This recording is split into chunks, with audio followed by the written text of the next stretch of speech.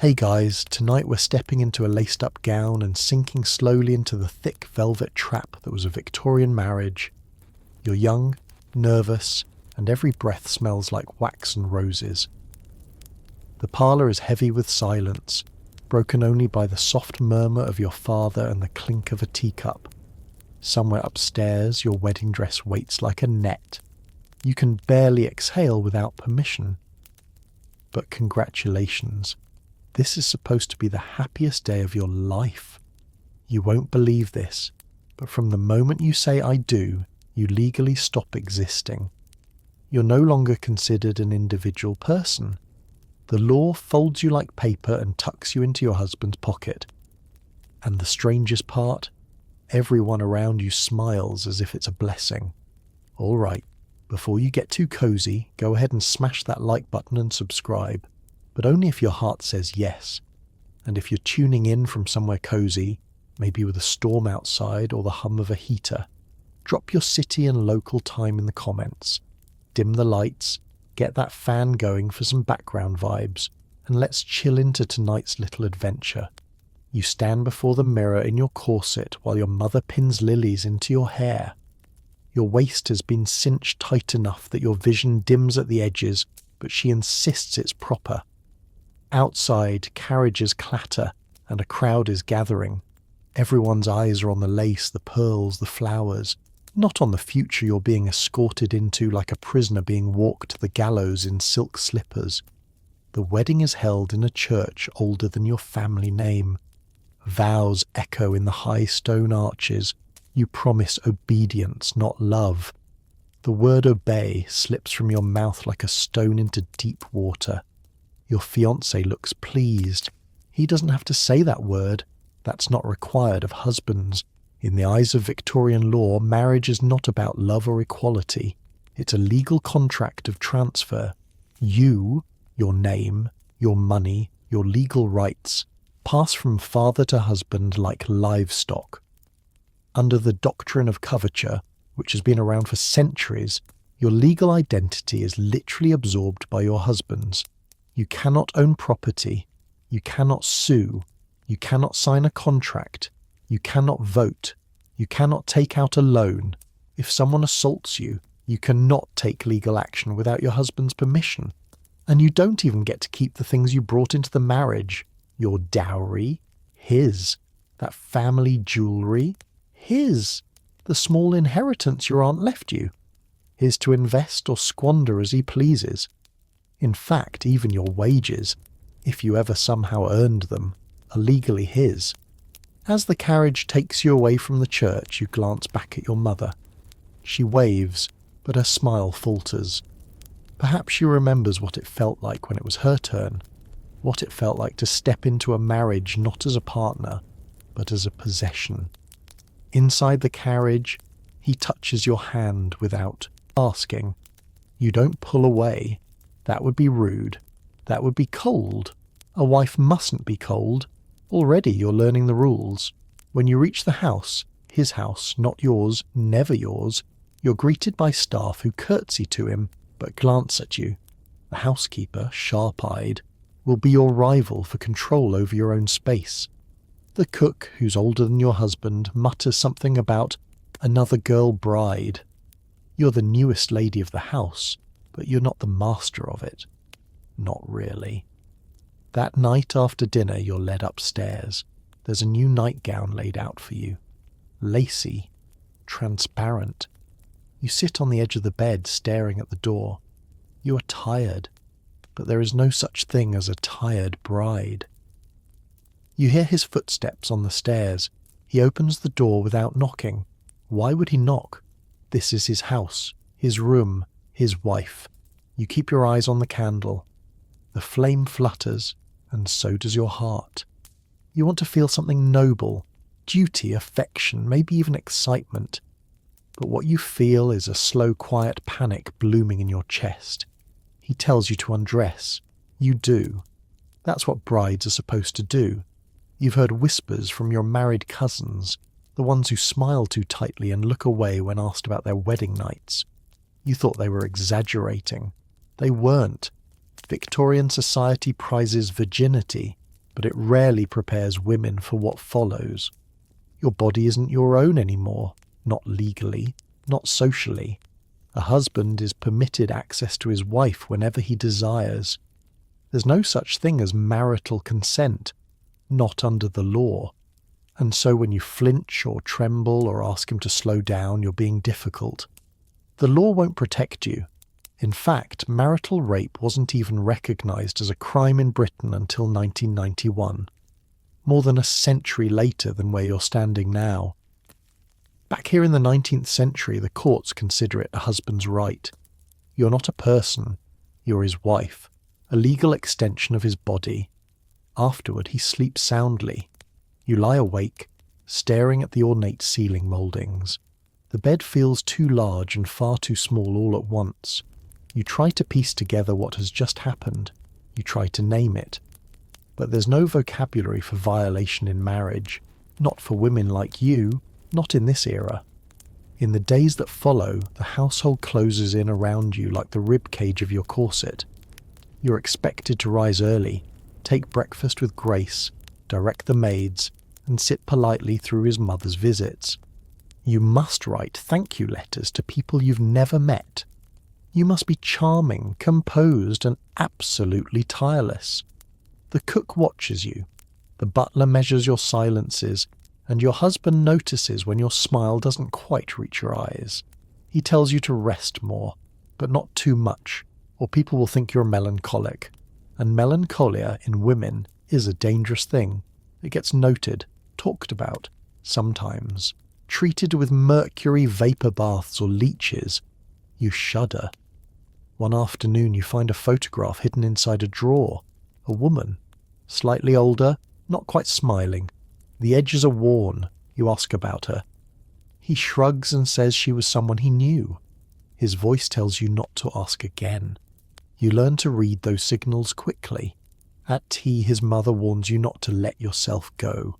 A wife must remain pleasant, attractive, and agreeable. Or else, she says with a sip of Darjeeling, he may wander. You glance down at your hands. They're shaking just slightly. You blame the caffeine. Days bleed together. Nights stretch long. You begin to understand that this isn't a chapter. It's the book.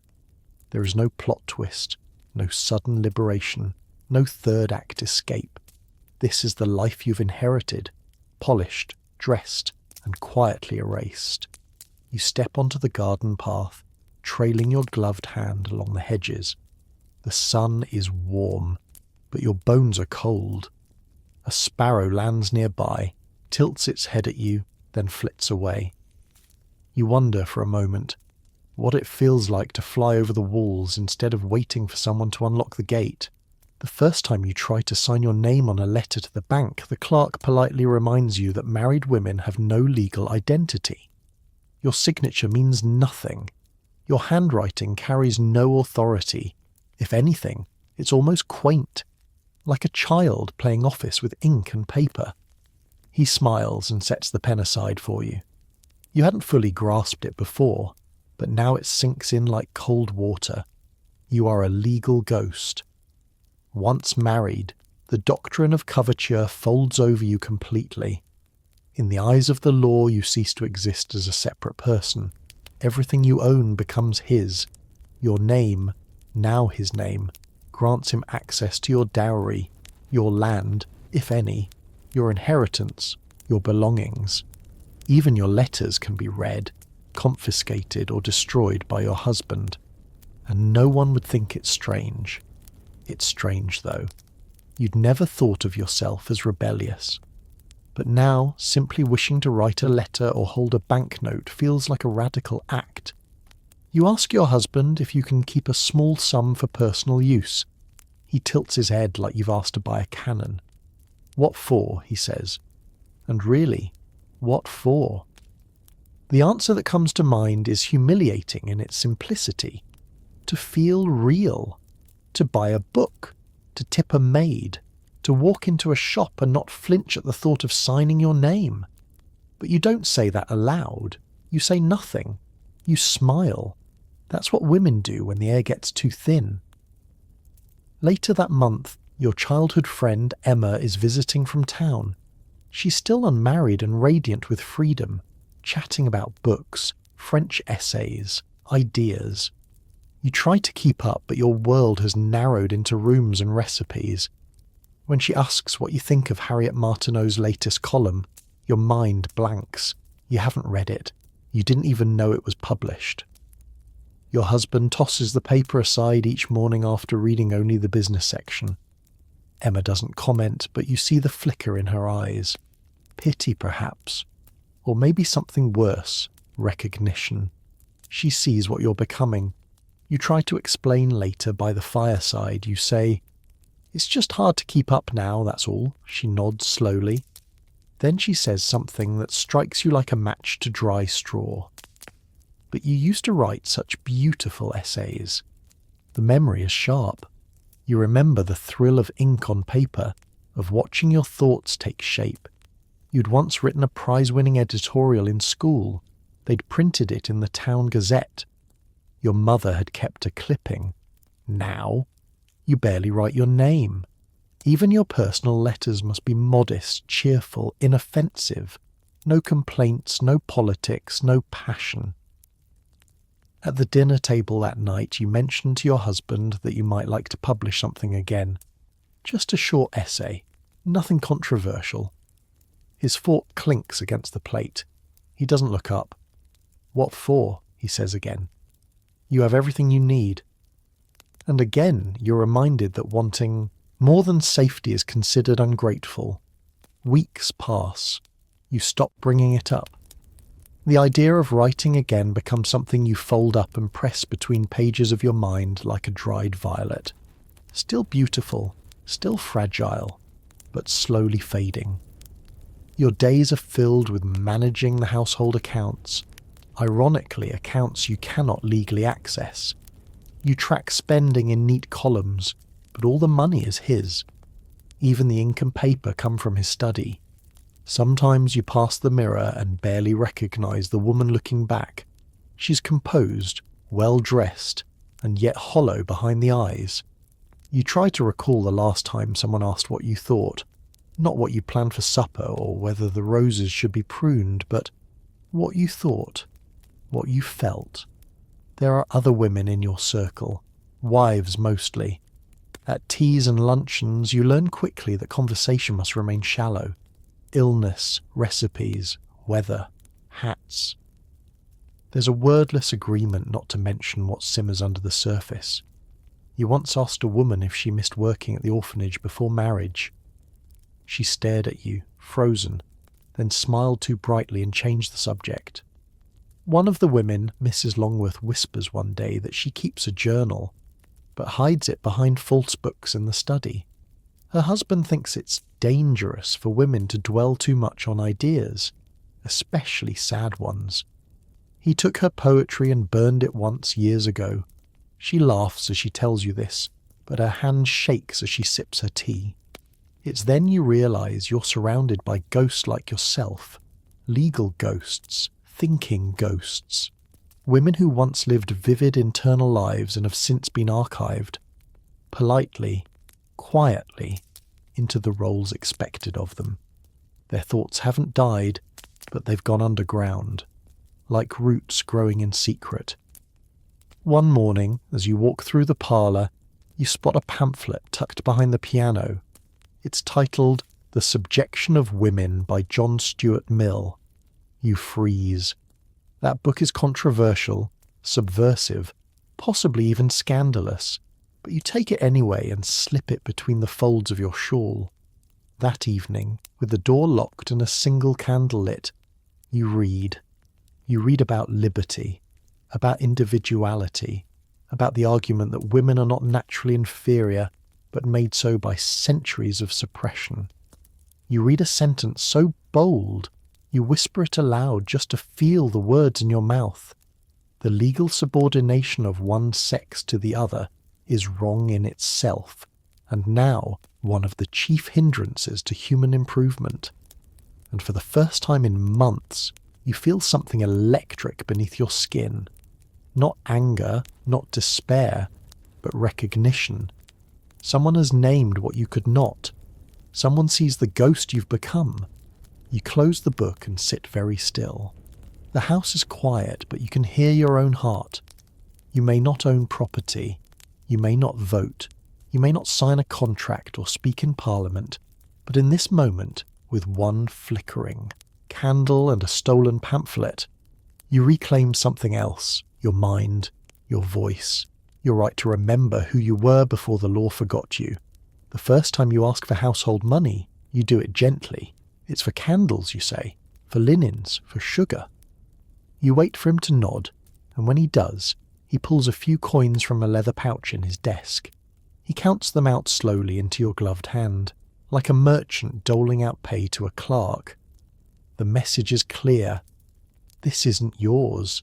This is mine, given to you. It never used to be this way. Not when you lived with your father. Back then, your mother had a little cash hidden in her sewing kit, just enough for new ribbons, a gift for a neighbour, or to tip the postboy.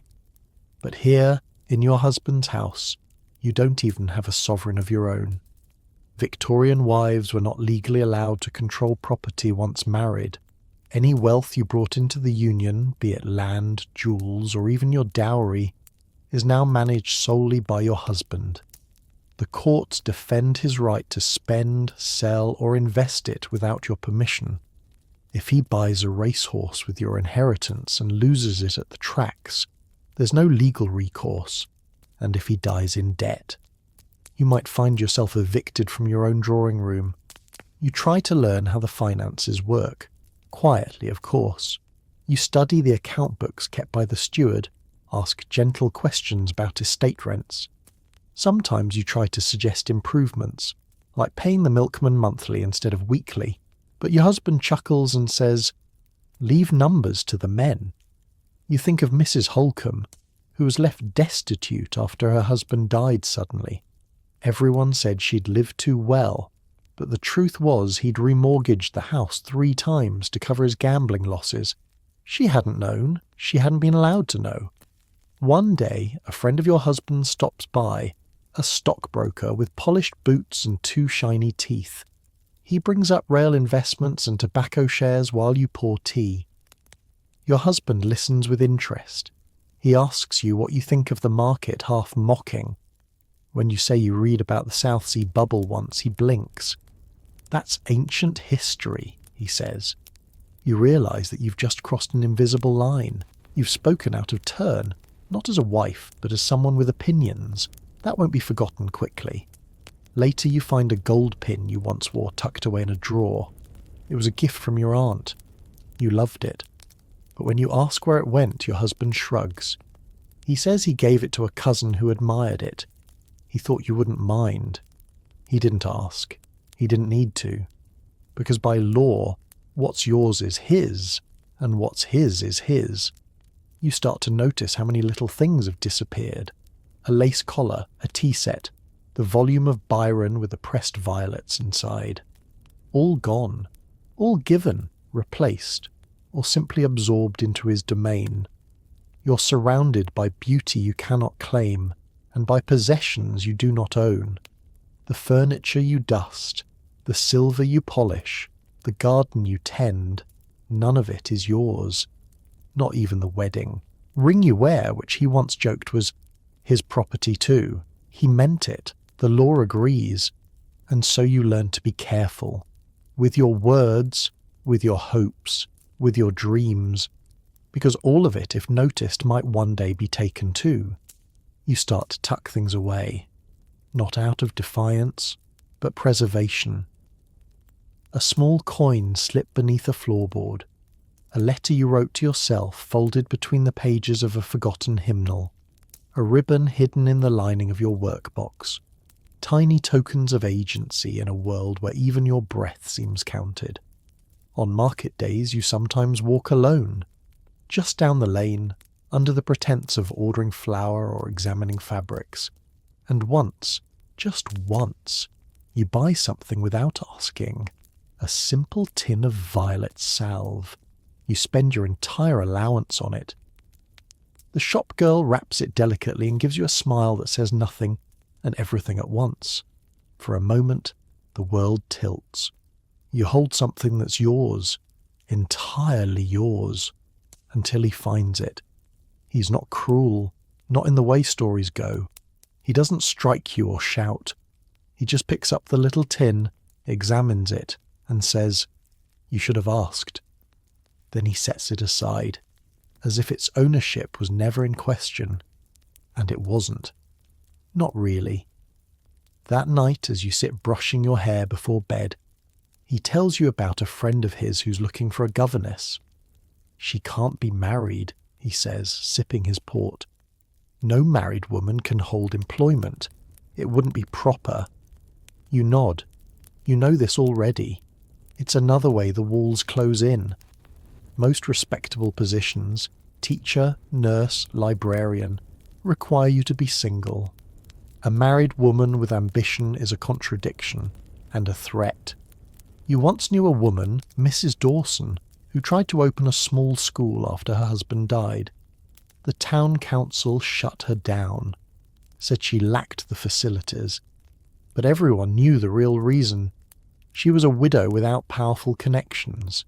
Her money had vanished with her husband, and without a male guarantor she was nothing more than a cautionary tale. And so, you retreat, deeper into the home, deeper into silence. The odd thing is, people admire you for it. They say you're dignified, elegant, well-bred. They don't see your restraint as survival. They call it grace. Even your family writes with admiration. Your younger sister says she hopes to marry as well as you have. You want to tell her the truth, that marriage is not a ladder, but a trapdoor. But what would that serve? Who would believe you? You write her a gentle reply instead. You tell her to wait, to choose wisely, to read more. You slip in a mention of the subjection of women, carefully, subtly, hoping the title will plant a seed. Your husband reads your letter before it's posted. He makes no comment. But that night, the pamphlet by John Stuart Mill is gone from your drawer. Not burned, just missing. Like the other little things, you curl up in bed, holding the last coin you managed to save, hidden in the hem of your gown. You think of it not as money but as proof that somewhere beneath the layers of law and lace there is still a you the world hasn't quite erased. You wake before dawn now, not because you must, but because it's the only time the house is quiet. You slip from under the heavy coverlet, feet touching the cold wooden floor, and wrap your shawl tight around your shoulders. The windows are dark mirrors, and the sky beyond is an indifferent grey. The house, grand as it may be, isn't yours. It never was. But you clean it, manage it, memorize its creaks and shadows. Every hallway holds your footsteps. Every doorknob remembers your touch. And yet it remains foreign, a gilded cage built not for comfort but for control. As you descend the stairs, you pass the drawing room and glimpse the portrait that hangs above the hearth. The last mistress of this house, your husband's mother. She stares out from her frame with pursed lips and a stiff spine. You wonder if she too had walked these same corridors feeling like a stranger. Victorian homes were designed not just for living, but for display. The front parlour, with its pristine upholstery and polished silver, is less a room and more a theatre. Every chair angled just so, every vase selected to whisper the correct social message, refinement, modest wealth, good taste. But none of it is for you.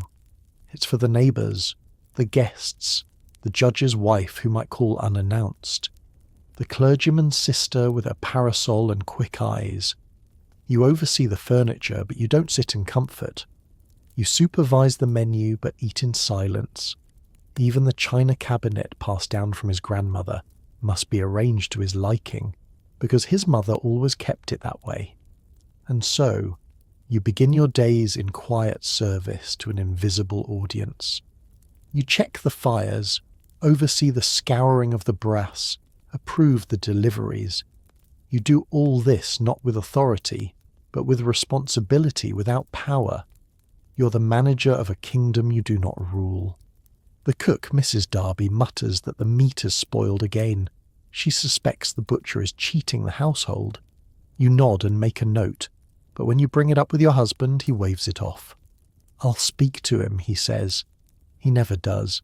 And Mrs. Darby, frustrated, begins to mutter about you instead.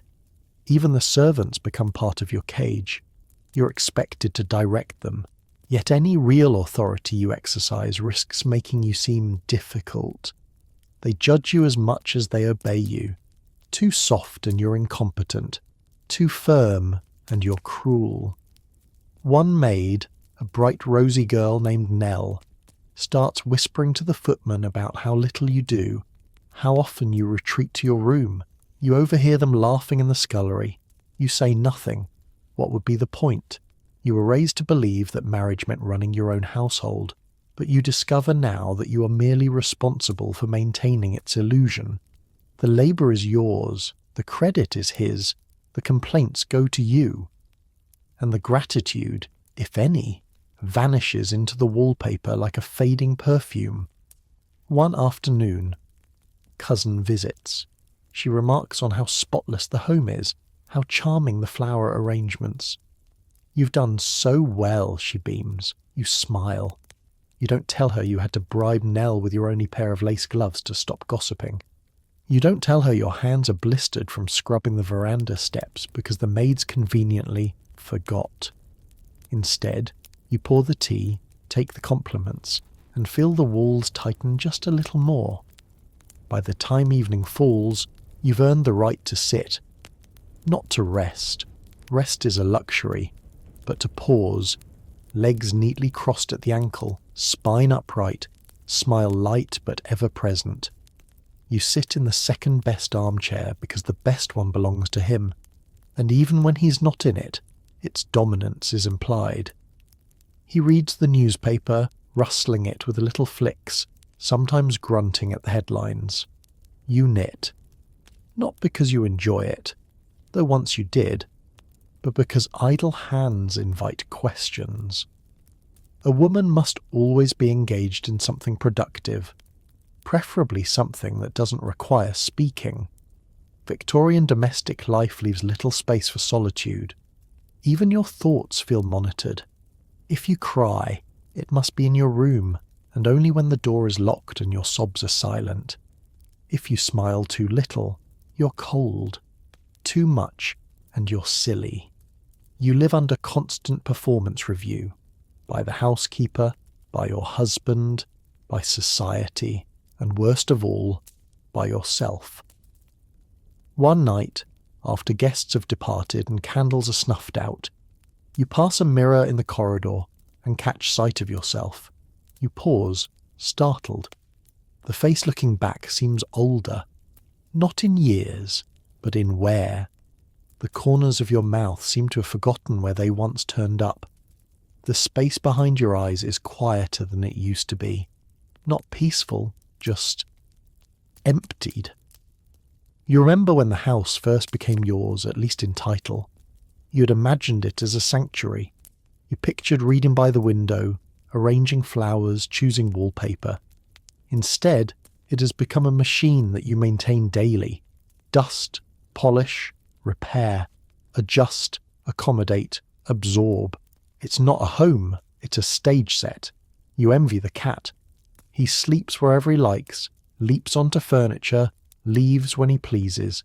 No one scolds him for scratching the carpet. You, on the other hand, must ask permission to move the piano stool. One day, a letter arrives. It's from your sister. She's newly married and writes with breathless excitement about her home, her husband, her plans. You reread her words slowly, each sentence weighted with unknowing optimism. You could warn her. You could write back and whisper what you now understand. That a house is not freedom. That the flowers she arranges will wilt just as you have. But you don't. Instead, you underline her hopes with supportive phrases, smiley flourishes in the margins, and a postscript about how pleased you are for her. Because honesty, true honesty, would be indecent. To tell thee, truth would be to admit that your own marriage feels like a long corridor with no doors, and such things aren't spoken of, not in polite society. One morning you overhear a visitor ask your husband if you've settled in nicely. He laughs and says, "Oh, she's a natural little housekeeper." That word, little, lodges in your ribs like a splinter. You say nothing. You simply smile, offer tea, and vanish to tend the fire in a room that is never warm enough. Later, while folding napkins in the pantry, you whisper aloud, "I am not little," just to hear your own voice say something true. It echoes in the quiet. No one answers, but for the first time, you don't care. You learn the rhythms of the bedroom like the ticking of a long case clock. Predictable, mechanical, and utterly outside your control. There are good nights, dull nights, and then the nights you dread. The ones where his hands are cold, his breath smells of port, and his voice is far too gentle to be kind. He never asks. He simply arrives. Always when the house is still. Always when you're too tired to pretend. No one taught you about this part. Not really. Your mother said something vague about duty. An aunt warned you once to endure and keep quiet. But nothing could have prepared you for the way intimacy would feel like an obligation, a performance, a transaction, and never, ever yours. You lie still, eyes fixed on the ceiling roses, trying to disappear into the pattern. He takes what he believes is his by right. The law agrees, and so your silence becomes a form of armour. If you do not protest, then perhaps you will not be punished with disappointment, or worse, shame. In Victorian society, a wife had no legal right to refuse her husband's advances. The marriage contract was interpreted to include conjugal access. Even if you resisted, it would not be called violence, it would be called marriage. And even if you tried to resist, how would you explain it? The language doesn't exist. Women who speak too plainly about such things are branded vulgar, or worse, mad. So you fold your shame into the sheets and press your lips shut. Victorian medicine doesn't help either. The dominant view holds that women are naturally passive, incapable of true desire. If you show discomfort, you're told it's hysteria. If you show interest, you're immoral. Either way, the diagnosis serves the same purpose: silence and submission. You hear of a woman, Mrs. Alton, whose husband took her to a doctor after she refused him for weeks. The doctor prescribed chloral hydrate and gentle correction, and warned her that an unhappy wife could become a danger to herself and others. She was institutionalized for melancholia. She remains there still, her letters never reaching the post. You know these stories, all women do. They pass quietly between teacups, folded into the space between polite sentences. Warnings dressed as gossip. You listen, you nod, and you understand. This is how fear is maintained. Not through force, but through the suggestion that force is allowed. Your own body starts to betray you. You tense when he enters the room. Your stomach tightens at the sound of his steps. You learn to feign sleep. Sometimes, if you're lucky, he believes you. Sometimes he doesn't care. One evening, after a particularly hollow hour beneath him, you slip into your dressing room and stare at your reflection. Your skin is flushed, but your eyes are dim. You don't recognize the woman looking back. She wears silk, but she's unraveling at the seams. You run a bath, not to feel clean, because there is no cleansing this, but to feel alone. The water is hot, the air steamy, and for once you're untouched. You lean your head back, close your eyes, and pretend you're someone else. A woman in a different century. A woman with choices. And when the water cools, and your skin wrinkles, and the silence begins to press in again, you dry yourself off and return to the bed. Not because you want to, because it's expected. You begin to count the nights, subconsciously at first, then deliberately. Not out of obsession, but as a way to make sense of the slow erosion. 2 nights this week, 3 last, none during his illness. You track them like someone mapping the tide, trying to see if the waves will recede or crash harder. Some women say they get used to it. That's what Mrs. Langley told you once, when you lingered too long beside the punch bowl at a garden party. She leaned in too close, her pearls catching the light. "It's not about you," she whispered. "Just think of something else. Wallpaper, lists, the weather." Then she patted your wrist and drifted away before you could answer. And so you try it. The lists, the wallpaper. You count the pleats in the drapes. You recite the order of the silver drawers in the sideboard. You catalogue the birds you saw in the garden. And sometimes it almost works. But sometimes it doesn't. On those nights, your chest tightens with something you can't name. You are here, in your own bed, in your own nightgown, and yet your body feels like a borrowed thing. Like a room rented out without your consent. He kisses you, and you imagine your soul folding itself into a small corner of your lungs just to get away. The next morning he's cheerful. He compliments your complexion, tells you he slept well, leaves a rose on your tray, and that's almost worse. Because if he were cruel, at least it would be easier to define. But he is not cruel, not in ways the world would see. He is simply a man of his time, and that time does not ask for your desire. It only demands your compliance. Even the doctors support him. One essay you once read claimed that sexual submission was salutary for women's health, that it tempered nervous fits and kept female humours in balance. Victorian physicians often prescribed intercourse as a cure for female depression, assuming the problem was lack of marital attention rather than too much of it. You laughed when you read that, bitterly, alone in the library. You weren't supposed to be in there. The library is his space. But once a week, while the staff is busy and he's out riding, you slip in just to touch the spines of the books, their weight, their dust, their quiet wisdom. You read passages quickly, guiltily, as if pleasure itself is contraband. One book, hidden behind the volumes on natural history, was a novel by a woman. Anonymous, of course. The characters whispered of longing and restraint and desperation so much like yours it felt like looking into a cracked mirror. You remember one line in particular. Her body was his, but her thoughts refused him. You stared at that sentence for nearly 10 minutes, because that, more than anything, is what remains. Your thoughts. The one piece of you not governed by law or lace or expectation, and though they are bound, narrowed and stifled, they are still yours.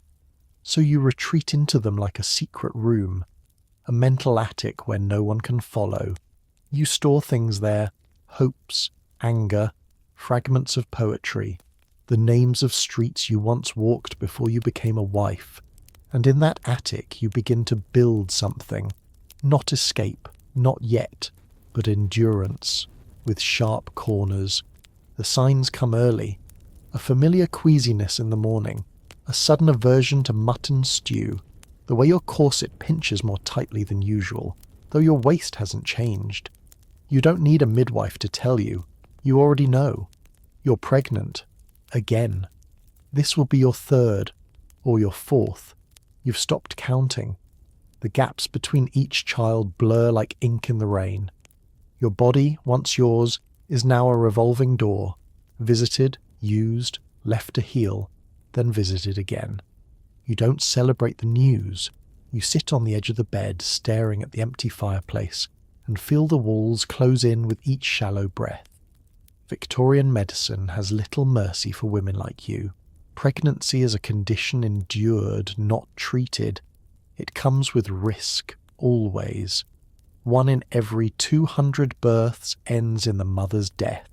And for every death, there are dozens more with fevers, torn flesh, and unhealed wounds that never earn a name. You remember the last time, the bleeding that wouldn't stop, the midwife's trembling hands, the priest's shadow in the doorway. You drifted in and out for hours, unsure if the pain was real or just a punishment sent from above. They told you later it was close, that you'd almost gone, and now you will do it again. You want to scream. But there's no space for screaming in a house with lace curtains and polished floors. So instead, you smile. You write to your mother. You accept your husband's pleased, prideful nod. Another heir, perhaps. Another chance to prove your usefulness. It's strange. How quickly you become invisible the moment you're seen as a vessel. The household staff speaks around you, not to you. Your husband grows distant yet more possessive. You're precious now, like a china doll, touched only with care but always under surveillance. Your clothes stop fitting. You ask for a new gown. He says the old one can be let out. He reminds you gently that fabric is expensive and you're not going to social events anyway. He says it with a smile, as if frugality is kindness. At night, your back aches.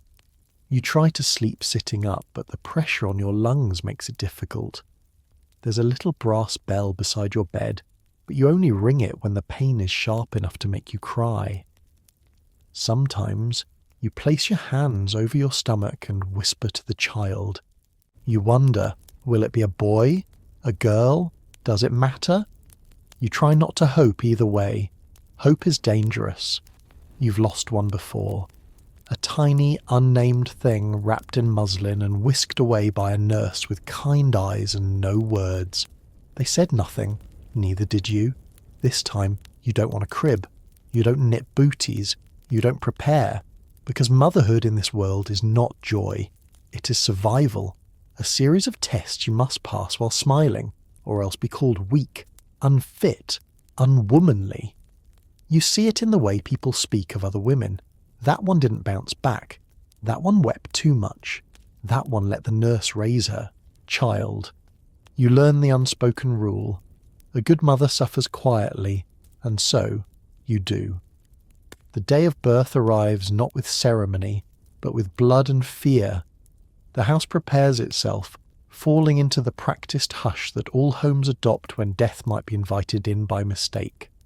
The curtains are drawn, the sheets are boiled, and the midwife arrives with sleeves rolled, hair pinned tight, and hands that have delivered more children than she can count. You are guided to the bed like a prisoner to the block. Your husband stays downstairs. Birth is not for men. It's a woman's trial, unseen, unspoken, endured behind closed doors. The pain comes like a tide, pulling breath from your lungs and clarity from your thoughts. The midwife's voice fades in and out, calling for water, cloth, patience. Someone dabs your forehead. You try not to scream, not because you're brave, but because you know the maids are listening outside the door. Hours pass. The sky changes colour behind the drapes. You drift in and out, held only by instinct and fear. When it's over, there's silence, a long, terrifying silence, then finally, a cry. It's a boy. They tell you this with relieved smiles, as if the worth of your agony has just been confirmed, as if this outcome erases the tearing, the risk, the terror. A boy means inheritance. A boy means you've succeeded. A boy means no one will look too closely at how close you came to slipping into the void. They place him in your arms. He's warm, red, loud. You feel something move inside you. Not joy exactly, but something softer than despair.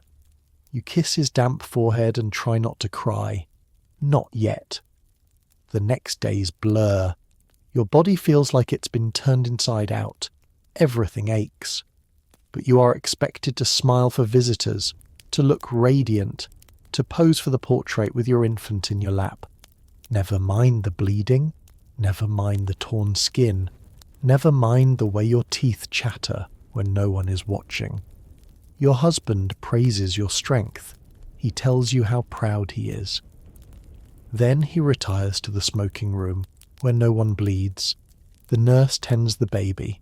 You're grateful, until the guilt sets in. Shouldn't you want to hold him constantly? Shouldn't you be singing, cooing, glowing? That's what the novels promise. That's what the neighbours expect. That's what your sister asked about in her letter. Isn't motherhood just magical? You don't answer that letter for weeks, because in truth, postnatal depression exists, but the Victorians have no name for it, no kindness for it. They call it weakness, or worse, selfishness. A mother who cries is ungrateful. A mother who needs help is failing. So you lie. You smile when asked. You nod when praised. You say, he's perfect, and I'm just tired, and it's all worth it. Over and over, like a prayer for patience, like a spell to keep the truth from slipping through your teeth. The truth is, you love your child, fiercely, but love does not stop your body from breaking. It does not make sleep come. It does not quiet the dread that creeps in when the house goes dark. You rock him at night by the fire, your nightgown damp with milk, your mind far away. Somewhere, in that attic of thoughts you keep hidden, you build a small cradle of your own, not for a child, but for your sanity. You place within it silence and breath and the will to keep going, because that is what mothers do in every century. The pain lingers long after the bleeding stops. Your back is a knot of tension. Your hips ache when you rise. A strange pressure behind your eyes never seems to ease, but when you mention it to your husband, to the nurse, to the kindly visiting aunt, the response is always the same. You're just tired, dear. They offer warm milk, a walk in the garden, and gentle scolding about getting too emotional. No one speaks of healing. No one asks what the pain feels like. Because in Victorian medicine, a woman's body is not something to understand. It's something to manage. You finally see the doctor. He's soft-voiced and round-faced, with a pocket watch and a faint smell of pipe smoke. He listens to your list of symptoms, fatigue, pain, headaches, and nods sagely. Then he leans back and says what so many women hear in this age of ignorance and arrogance. It's likely just your nerves. That word, nerves, does a lot of heavy lifting. It means you're weak, or overwrought, or melancholic. It is not a diagnosis. It is dismissal. And so, he prescribes rest. Not rest in your own room, with books and privacy. No. He prescribes a rest cure. You are to remain in bed. No reading, no writing, no walking, no talking. Just milk, silence, and stillness. The treatment made famous by Dr. Silas Weir Mitchell and beloved by physicians across Britain who believe that too much mental activity in women can lead to hysteria, infertility, or worse, originality. The irony is brutal. Your pain is real, your exhaustion is real, but your attempt to explain them is treated as the problem. So you lie in your bed, day after day, listening to the creak of footsteps below, the distant chime of the hall clock. You're forbidden to speak about how you feel. That would reinforce your delusions. You're told to rest, but no one tells you how to silence the thoughts that crowd your mind in the absence of movement. You begin to feel as though you're slipping, not dramatically, not in some fevered fit, but slowly, like sinking into mud. Each day is a little heavier, each morning a little dimmer. You stare at the ceiling until the pattern seems to pulse. Sometimes you hear your name whispered, though no one is there. You mention this, once, to the nurse. Her eyes narrow slightly. She says nothing. That evening your laudanum dose is increased. Opium-derived remedies like laudanum and chloral hydrate are commonly given to women for everything from menstrual cramps to insomnia. They are easy, inexpensive ways to quiet a patient, and they work, at least on the surface. You sleep deeper, you weep less, you stop asking questions, but inside you begin to vanish. You start to forget what day it is. You lose your place in sentences. You look in the mirror and find a pale woman blinking back, blurred at the edges. Once your hand twitches toward your journal, just to write something, Anything, a sentence, a thought, your name. But you remember the doctor's warning. Intellectual stimulation aggravates female disorders. So instead, you whisper it. Your name. Over and over, like a prayer to tether yourself to the floor. The rest cure stretches on, though no one tells you how long it's meant to last. Days melt together, syrup thick and slow. Your body remains motionless, but your mind begins pacing the walls. You imagine it leaving your body entirely, slipping out the window like steam and floating above the garden, above the hedges and iron gates beyond the reach of doctors and rules. One morning, your husband visits your room. He sits at the edge of the bed, holding a paper you're not allowed to read. He doesn't ask how you feel. Instead, he talks about the neighbours, the mill expansion, a cousin's wedding. When he pauses, you try to ask for a book. Just one. Something light. A novel, perhaps. He frowns, as if you've asked to light the curtains on fire. You'll excite yourself, he says. You don't want to fall back into melancholy. He means it kindly, or so he thinks. You nod, and he leaves the room. You turn your face to the window, where a single bee bumps against the glass, desperate to escape. You watch it struggle. You understand. From the hallway, you overhear voices, your husband speaking to the doctor. You catch fragments, responding well, appetite returning, less weepy. They speak of you like a garden that might bloom again, if only pruned thoroughly enough. Later the nurse brings your tincture. The laudanum burns less now. You've grown used to it. So is your silence. But then something happens. One morning, a maid, new, young, unaware of the rules, accidentally leaves a book on your nightstand. It's a volume of poems, thin and worn. You stare at it for 10 whole minutes before touching it. You don't read it at first. You just hold it. The weight of it. The rebellion of it. Then you crack it open. The first lines are quiet, almost shy. She wandered once by garden wall, no witness near to hear her call. You close the book. Your hands tremble. You press it beneath the pillow, heart pounding. That night you read more. 2 pages, then 4. Carefully, like stealing sugar from the larder. You begin to feel something stir inside you.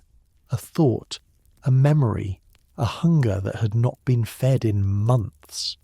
You're still trapped. You're still drugged.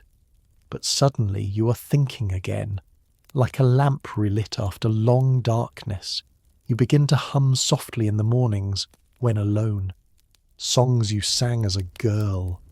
You remember walking through wet grass barefoot. You remember the scent of old wood in your father's study.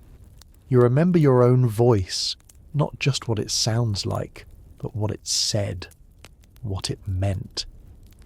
When the doctor visits again, you tell him you feel better, that the rest has helped, that you'd like to resume some small responsibilities. You smile, softly, obediently. He nods with satisfaction and prescribes a lighter dose. You say nothing of the book. You say nothing of the poems now memorized and tucked into the folds of your thoughts like pressed flowers. Because now you understand, healing in this world must be quiet. It must be disguised. You cannot demand your freedom. You must outgrow the cage so slowly no one sees it bending. Your voice returns slowly like the thawing of ground after a long frost. At first it's just the way you correct a maid or ask a question without apology. Then it's a remark made at dinner, measured, mild, but undeniably yours. You feel it each time you speak without flinching. A subtle rebellion, a quiet reclaiming. But society has sharp ears. The walls of a Victorian household are made of more than brick and plaster. They're built from expectation, from etiquette, from the suffocating pressure of what ought to be. And one of the first things a wife must learn is how to use her voice without actually using it. Ladies do not raise their tone. They do not contradict. They do not speak of politics. They may express mild preferences about bonnets, about the weather, about the relative merits of sponge versus seed cake, but only if asked. You test the limits carefully. At tea with your husband's cousins, you mention that you once wrote essays. The room goes still, just for a breath. Then someone laughs lightly and says, "Oh, how clever! But surely you've no time for that now." You smile, you agree. But inside, you mark the moment. You spoke a truth, and it was filed under decorative. You begin to notice how your voice is filtered through everyone else's comfort. When you mention your back pain, they call you delicate. When you say you miss your sister, they say, "Don't be silly, you're surrounded by love." When you mention feeling overwhelmed, they suggest you try chamomile. You're translated, not heard. In drawing rooms, you watch women speak in circles. They use safe phrases like, "How interesting," "Indeed," "You must be right." You mimic them at first. It's survival. But now you see it for what it is. A language designed not to express, but to avoid offence. A tongue made of mirrors, reflecting back whatever the room expects to see. One afternoon you speak too plainly. A guest, a pompous older man, mentions how women are naturally less logical than men. You say quietly, "I've never found that to be true." There's silence, a flicker of amusement in your husband's eyes. But the guest raises a brow and replies, "Ah, but you're young, dear. That'll change." You laugh lightly and sip your tea. But something burns behind your ribs. Later that night, your husband tells you not to take such comments so seriously. He says it with a smile, the kind that forgives while warning. Men like him expect certain courtesies, he adds. You wouldn't want to embarrass anyone. You nod. You murmur agreement. But that night, you write the exchange down, word for word on a scrap of paper. You hide it beneath the lining of your keepsake box, not because anyone will read it, but because you will, one day, to remind yourself that you saw it, that it happened, that you did not imagine it, because this, more than anything, is the danger, that your voice will fade not from silence, but from doubt. That after enough correction and redirection, you'll begin to mistrust your own thoughts, and so you hold them close, not all, not loudly, but enough to remain. You begin collecting phrases the way others collect trinkets. Something clever a friend muttered under her breath. A line from a book your husband would never open. A remark from a maid when she thought no one was listening. You write them down when you can. You recite them in your head when you can't. Each one is a lifeline, a reminder that thought still exists, even when speech is throttled. You visit your neighbour, Mrs. Hargrave, a widow with silver hair and a reputation for peculiar opinions. She keeps parakeets in her conservatory and insists they sing more sweetly when spoken to in French. You find her odd, but oddly compelling. One afternoon, while pouring tea, she says without preamble, "You speak very precisely for a married woman." You freeze, cup halfway to your lips. Then you laugh. But she doesn't. She just tilts her head and adds, "Don't let them file you down too small. You won't like what's left." And just like that, someone sees you. Not the hostess, not the wife, not the fine-boned portrait beside the mantel, but you. The girl who once debated with boys twice her size, who copied lines of Shakespeare into the margins of her copybook. The girl who once spoke too quickly because there was so much to say. That girl is still here, but now she speaks in riddles, because directness is dangerous. To say I'm unhappy is considered ungrateful. To say this isn't fair is rebellious. To say I want more is unfeminine. So instead you learn to imply. You say, "How curious," You say, isn't that something? You say, I'd never thought of it that way. You say less, but you mean more. Even among your friends, language becomes a game. You all learn the cues. A raised brow can say, I agree. A pause before sipping can say, he's awful. A too sweet indeed can gut a man's entire argument if delivered with just the right edge. This isn't conversation, it's coded survival. You begin to write again, cautiously, not in public, not in journals. You scribble on the backs of old letters, inside recipe books. You disguise your thoughts as household lists. Need more sugar, eggs, dignity. Your pen becomes your whisper. Once at a dinner party, you overhear a man say, women are more intuitive than intelligent. You don't correct him. But later, when you write a poem that ends with, a bird may know the sky without drawing its map, you feel something like triumph. Still, you are always careful. You've seen what happens when women speak too clearly. Mrs. Penrose, who mentioned once in public that she regretted marrying. 2 weeks later, she was sent to her sisters in the country for her nerves. No one has seen her since, so you speak in questions, never answers. You smile as you sharpen your tongue, and in time you realize that Victorian silence is not always empty. Sometimes it's brimming with unsaid truths, because every woman you meet is fluent in this language of shadows. You're all whispering across rooms, across tables, across teacups, saying what cannot be said, holding fast to yourselves beneath the powdered politeness. And the miracle is, despite the rules, the pressure, the endless shushing, your voice remains, softened, but not broken. Not yet. The neighbours don't say anything outright the first time you show up with a bruise just below your collar, but they notice. Of course they notice. In Victorian society, noticing is an art form, done with half-lowered eyes, tightened lips, and perfectly timed silences.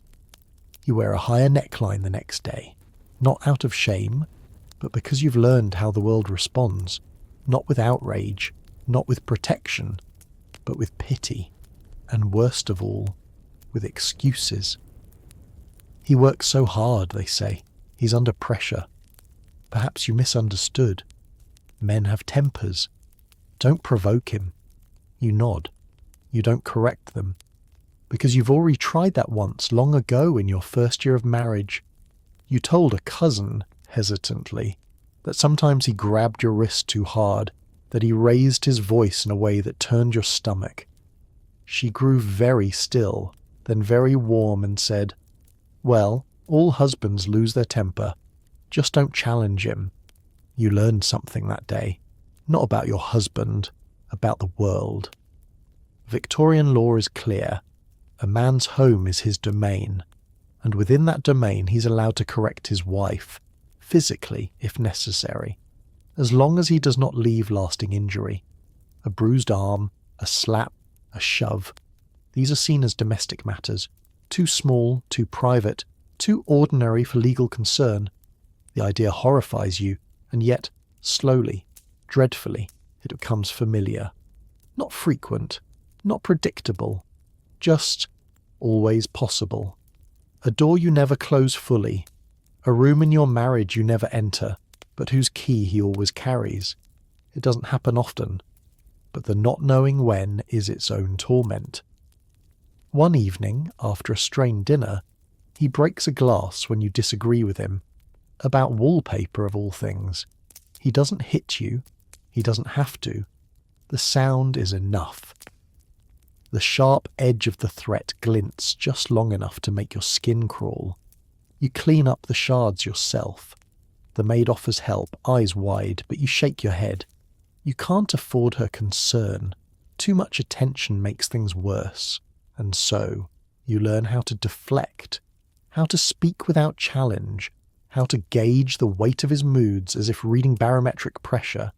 You're praised for being peaceful, for keeping harmony, for being a good wife. But no one asks what harmony costs you. You find ways to disappear in plain sight. You become a master of avoiding the spark. You leave the room just before the door slams. You distract him with questions about stocks or dinner guests. You soothe. You shrink. You survive. There is no bruising on your body that anyone can see, but there is a tightness in your chest that never goes away. Once in town, you pass a woman with a black eye. She's pretending to shop for pears. You catch her gaze just for a second. Neither of you looks away. She doesn't nod. She doesn't speak. But the understanding between you is immediate and brutal. You start to notice how carefully women move through the world, how softly they laugh, how quickly they apologize, how their eyes flick toward their husbands before answering even the simplest question, as if permission might be hidden in the blink. At church, wives sit prim and folded beside men who take up air with ease. The sermons speak of kindness, of patience, of duty, but the words seem to land on female shoulders like assignments rather than comfort.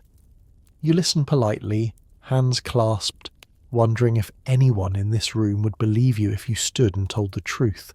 Later that afternoon, you help Mrs. Fenwick pour tea in her parlour. Her husband has been dead for years, yet she still flinches when someone speaks too loudly. She tells you quietly that he once pushed her down the stairs. Everyone knew. No one did anything. It wasn't their place, she says, and it wasn't mine either.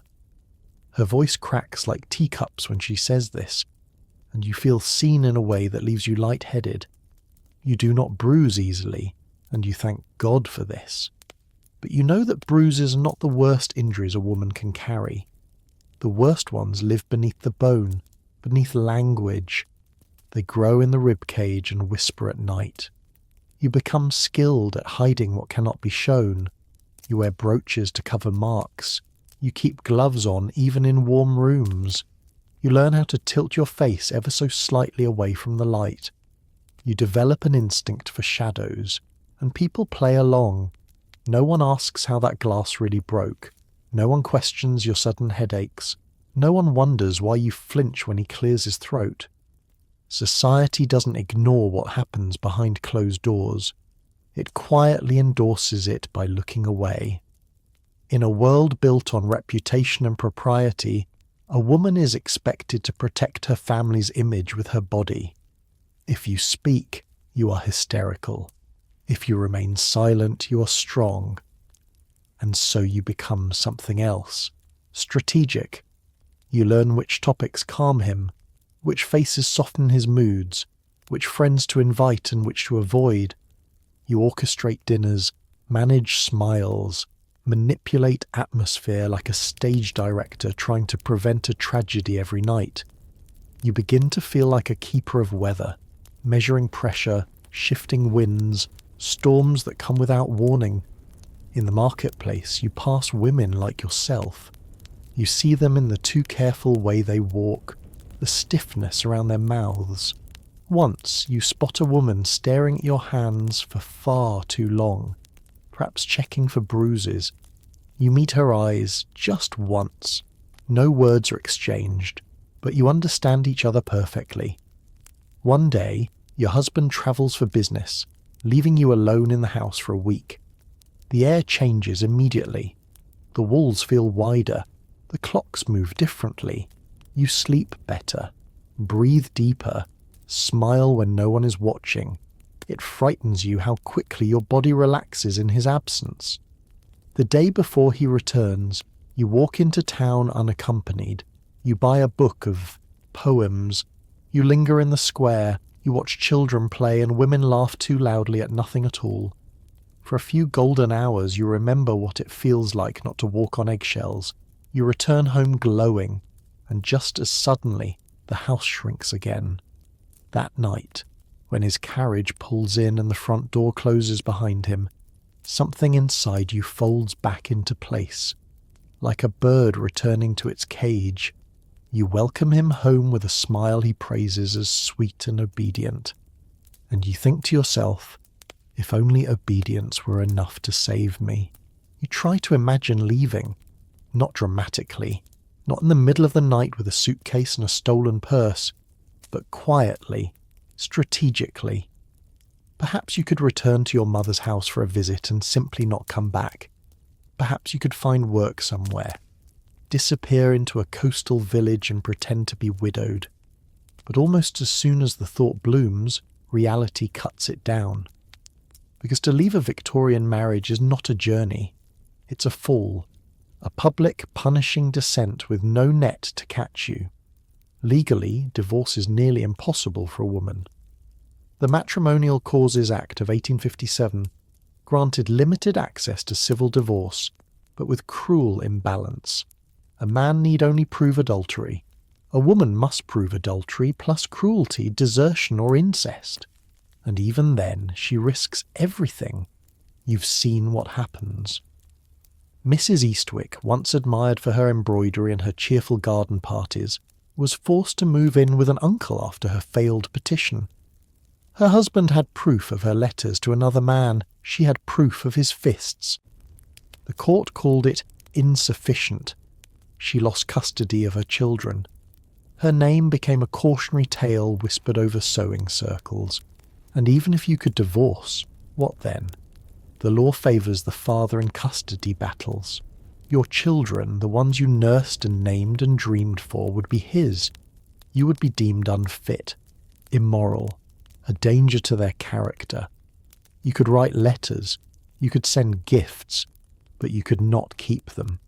To leave would mean losing your children.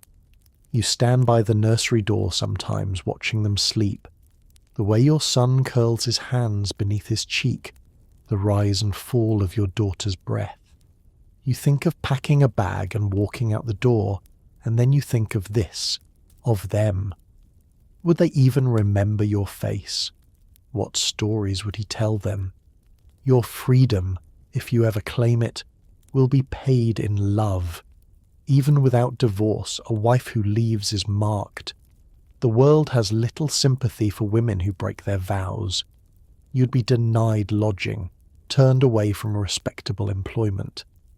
Even your family might distance themselves for appearances. You would be a scandal wrapped in petticoats, a ghost in every room you once entered, and you fear that worst fate of all, that he would flourish without you, that he would remarry, replace you, raise your children to believe you vanished without reason. So instead, you stay. But in staying, you're not idle. You begin to plan, not an escape, but an existence, a way to carve out breath between the walls. You start saving, carefully, quietly. A few coins each month from the market money, slipped into a pouch hidden in the sewing basket. No one counts it, no one suspects.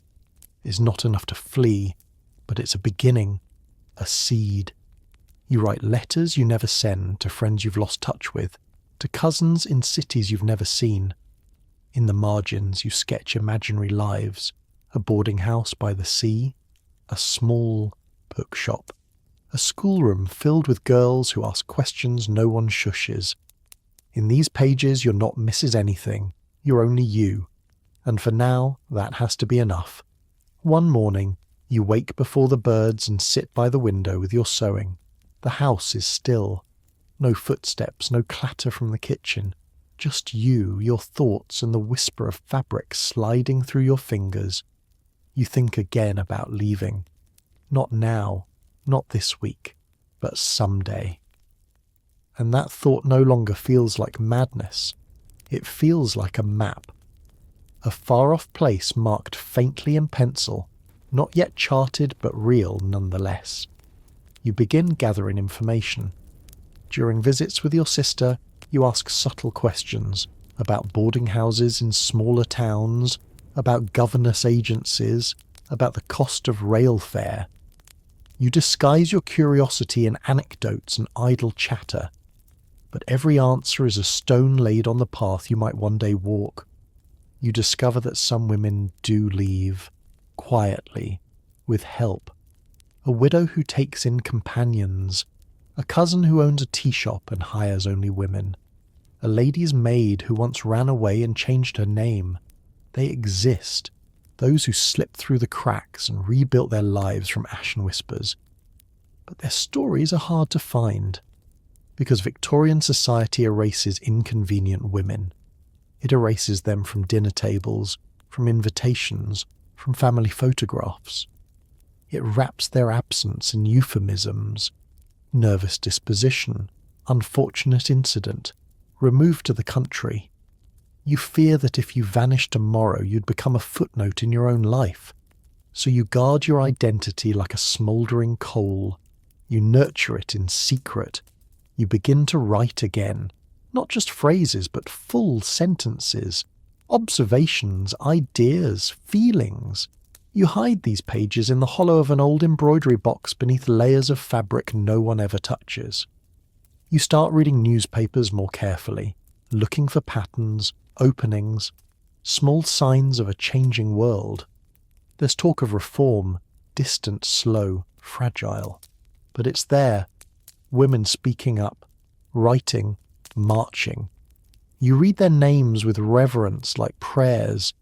You visit the dressmaker, ask for a new cloak, not a fashionable one, but sturdy, thick, travel-ready. You say it's for walking to church on cold mornings. She smiles, takes your measurements, asks no questions. But something in her eyes suggests she understands more than you've said. And then you do something bold. You write a letter to a former schoolmate, Eliza, now living in Bath. You haven't spoken in years, but you remember her kindness, her cleverness. You tell her that you've been unwell, but are hoping to visit the coast for your health. You ask, in vague language, if she knows of any quiet places to stay. You sign it cautiously. No mention of your situation. Just enough to see if a door might open. You don't expect much, but the letter is posted, and the possibility, once mailed, changes the shape of your days.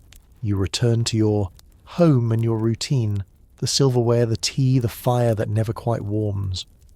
But now every step you take is slightly different. Every task you perform is tinged with knowing, not escape, not yet, but preparation. You're not asking permission. You're not confessing sin.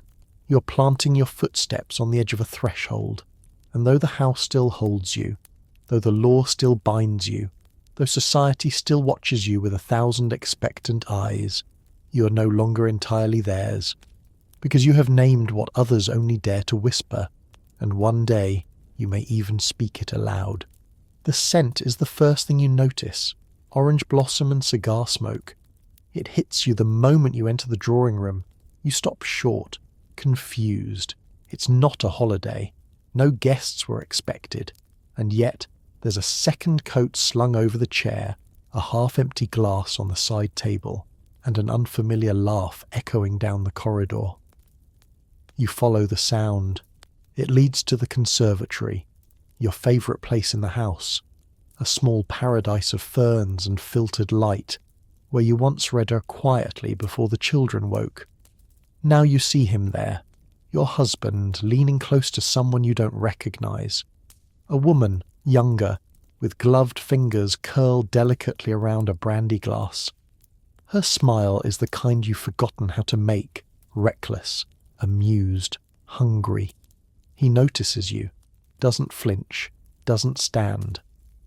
"Oh," he says lazily, "this is Miss Latham. She's visiting from Cambridge." You nod, you offer the correct pleasantries, and inside you burn. Not with jealousy, but with recognition. You've heard of this kind of arrangement. Many Victorian men, especially those of means, kept mistresses. Sometimes in London flats, sometimes in the guest wing, sometimes under the polite fiction of companions or music tutors. Society rarely cared. Affairs were shrugged off, even expected. A wife's response: that was her own business. Discretion was her responsibility. You retreat with grace, of course. You excuse yourself. But something inside you shifts. Because this is not a betrayal. It's an exposure. You return to your room and sit at the writing desk, hands folded. You stare at your reflection in the glass. You don't cry. You don't scream. You've done both before, in other rooms for other reasons. This is different. This is clarity. You remember when you were first married, the way you believed love would protect you, or at least matter. But here, now, in the quiet that follows his laughter, you realize something crucial. He doesn't need to hide anything because he knows you have no power to object. You are bound by law, by reputation, by motherhood, by the very walls of the house. He is not. You think of Mrs. Hensley, who once found a love letter tucked into her husband's vest pocket. She burned it. She confronted him. He called her hysterical, locked her in the upstairs bedroom for days and told the neighbours she was ill. When she emerged, pale and silent, she never spoke of it again. And you think of the way men are praised for vigorous appetites, while women are condemned for needing anything at all. You remember the pamphlet you once read, the one you hid in your shawl. The subjection of one sex to the other is wrong in itself. Yes, and now you feel it, not as philosophy, but as lived truth. You begin to notice things you once overlooked. The long absences, the unexpected charges in the account book, the faint perfume that doesn't belong to your scent, the sudden arrival of a new music. Teacher for your daughter, young, rosy-cheeked, with 2 eager compliments. And when you bring it up, carefully, cautiously, your husband smiles, shakes his head and says, "You're imagining things again," as if your own eyes deceive you, as if his denials carry more weight than you're witnessing. You sit in silence, not because you are cowed, but because you are calculating. Because now you understand something vital. You may not have the law, but you have attention, memory, pattern, time, and you intend to use them. The affair continues, not hidden, not quite flaunted, but carried out with the confident invisibility of a man who knows he cannot be touched. She appears more frequently now, Miss Latham, always with a reason. Music lessons, garden sketches, the borrowing of books. She glides through the house with the boldness of someone unburdened by consequence. You, on the other hand, are the one watched by the servants, by the neighbours, by the very walls that seem to whisper, "What will she do?" You do nothing, not yet. Because this world is designed to trap a woman not just with duty, but with dignity. You're meant to keep the family name polished, no matter what filth builds beneath. You're expected to smile, to receive guests, to speak fondly of your husband, even when your lips taste of ash. You remember when you once wrote a letter to a cousin about the coldness in your marriage. You thought you were careful, neutral, reflective. The letter never arrived. You later found it tucked into the back of your husband's desk, opened and read. He never mentioned it. But from that day forward, he began making casual remarks about your imaginings, your melancholic moods. He told the physician you might be overtaxing yourself. He reminded your sister, in a polite and weary tone, how sensitive you'd always been. This is how a woman is unravelled, not with violence, but with doubt. Now he brings Miss Latham to dinner. She sits beside him, laughing at his tired jokes, and you must pour the wine. You must nod along. You must speak in pleasant half-sentences. And afterward, when they move to the piano and she plays too confidently for someone newly taught, you clap softly. The guests murmur how charming she is.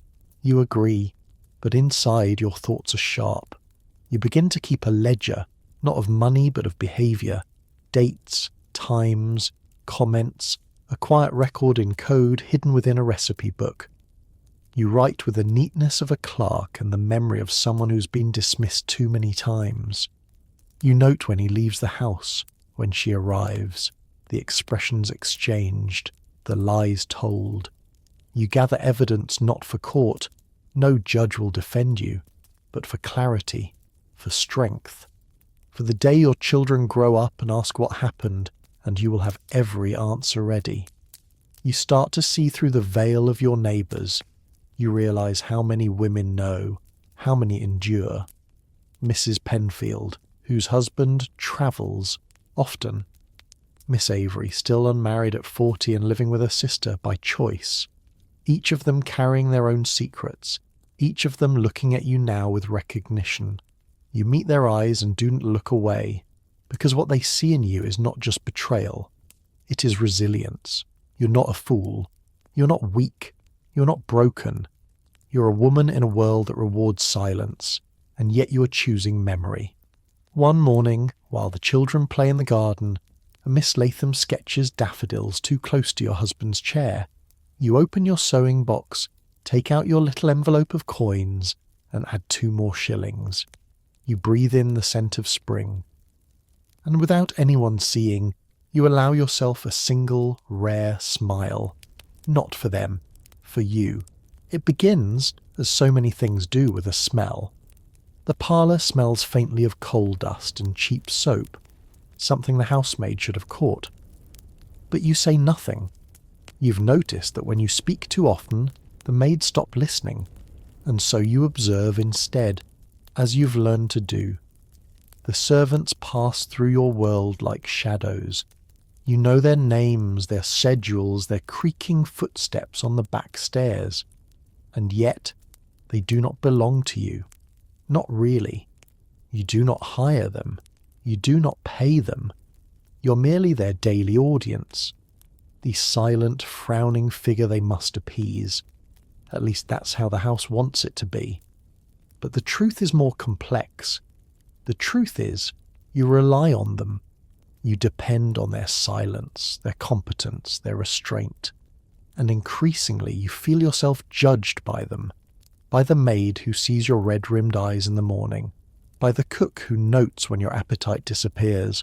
By the butler who announces guests you didn't invite. Even when you suffer, you must still host.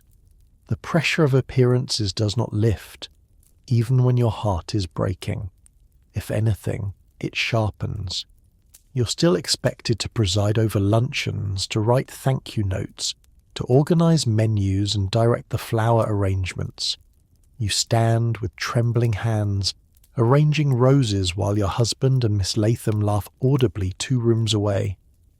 The cook is waiting for instructions. The housemaid stands just behind you, awkward with the vase. You feel their eyes, but they say nothing. Their silence, once comforting, now feels like complicity. And then something shifts. You overhear the maids whispering, not cruelty, not gossip, but pity. One says, "She never says a word, poor thing." The other replies, "Would you, if you were her?" They fall quiet when you enter. One drops her eyes, the other doesn't. It is the first time you realise they're watching your downfall like a slow play. They're your witnesses. You try to reassert control. You scold the housemaid for linen folded wrong. You send the footman back to polish the silver again. You check every corner of the house and find flaws.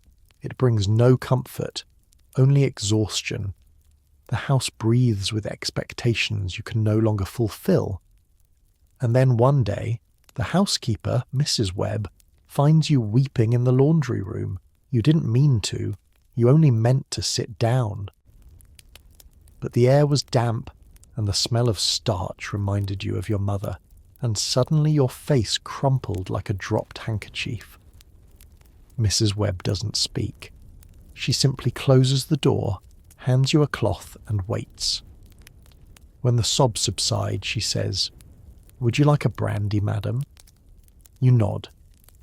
She returns with the brandy and a biscuit and says nothing more. From that day forward, the rhythm changes. Subtly, the staff is less guarded, more careful with you, but also more honest. The cook begins sending up warm dishes without being asked. The maids knock gently, even when you're not, due to rise. Mrs. Webb tightens the house's routines, shields you from guests, reroutes the flow of gossip. You haven't asked for help, but you are beginning to receive it. And this, more than anything, terrifies you, because it means they see your cracks. And in a world where reputation is everything, being seen is both a blessing and a blade. You begin to walk through your own house differently now, not as its mistress, not as its ornament, but as its liability. The staff lowers their voices when you pass. You hear them say she's tired or she hasn't been well. These are kindnesses disguised as apologies. You're no longer the woman of the house. You're the reason the house holds its breath. It's the small changes that make it real. Mrs. Webb no longer asks your permission before adjusting the menus. The butler begins delivering messages directly to your husband, even when they concern you. The maids stop pretending not to know about Miss Latham. There's a quiet understanding that you've lost command and no one has said a word. But something inside you begins to shift too. You realise now that power is not granted. It is taken. Not with noise, not with fury, but with knowledge. And you know this house better than anyone. You know when the servants rise, when they rest, when they gossip. You know what your husband reads, what he drinks, where he hides the letters he doesn't want you to find. And you begin reading them. You wait until he's at his club or visiting Miss Latham. You creep into his study and pull the key from the back of the drawer. You unlock the cabinet. Inside, letters, receipts, notes written in careless scrawl, and yes, her handwriting too. Confessions folded into envelopes bearing no names. You read them all, not to punish him, not to fuel your anger, but to replace guessing with certainty. Then you relock the drawer and place everything back exactly as it was, because certainty is not a weapon you will wield today, but it will be one day, and when that day comes, it will be sharp. In the meantime, you begin to cultivate alliances, quiet ones. The grocer's wife, who once confided that her husband drank too much. The vicar's sister, who wears gloves in summer to hide bruises. You don't speak openly. That would be foolish. But you listen more carefully. You drop questions like stones into wells, waiting to hear what echoes back.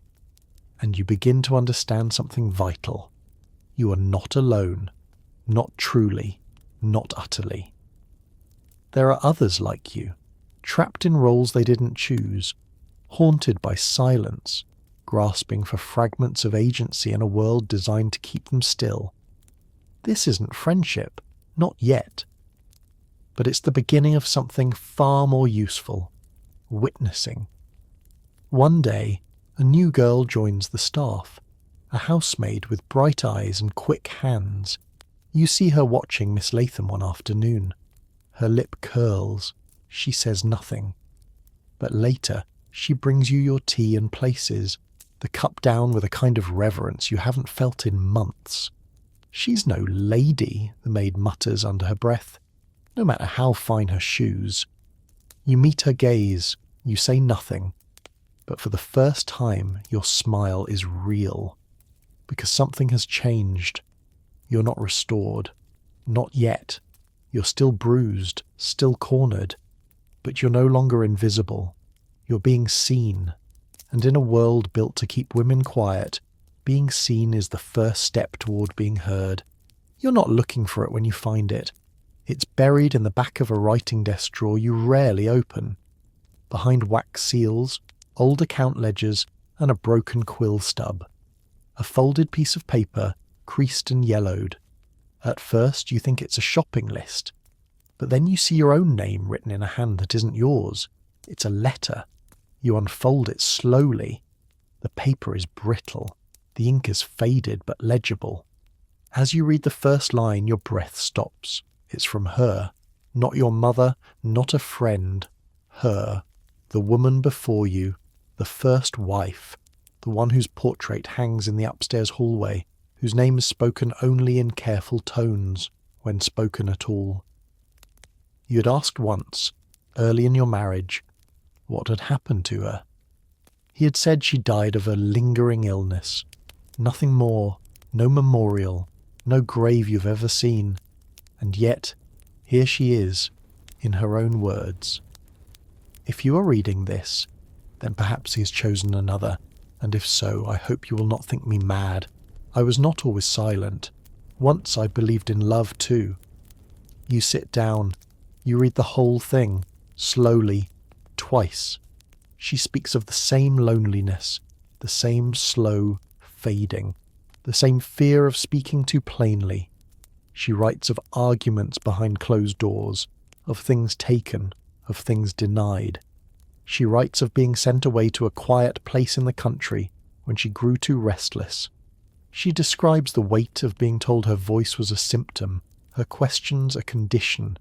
And finally, in the closing lines, she writes, "If he tells them I was mad, let them believe it.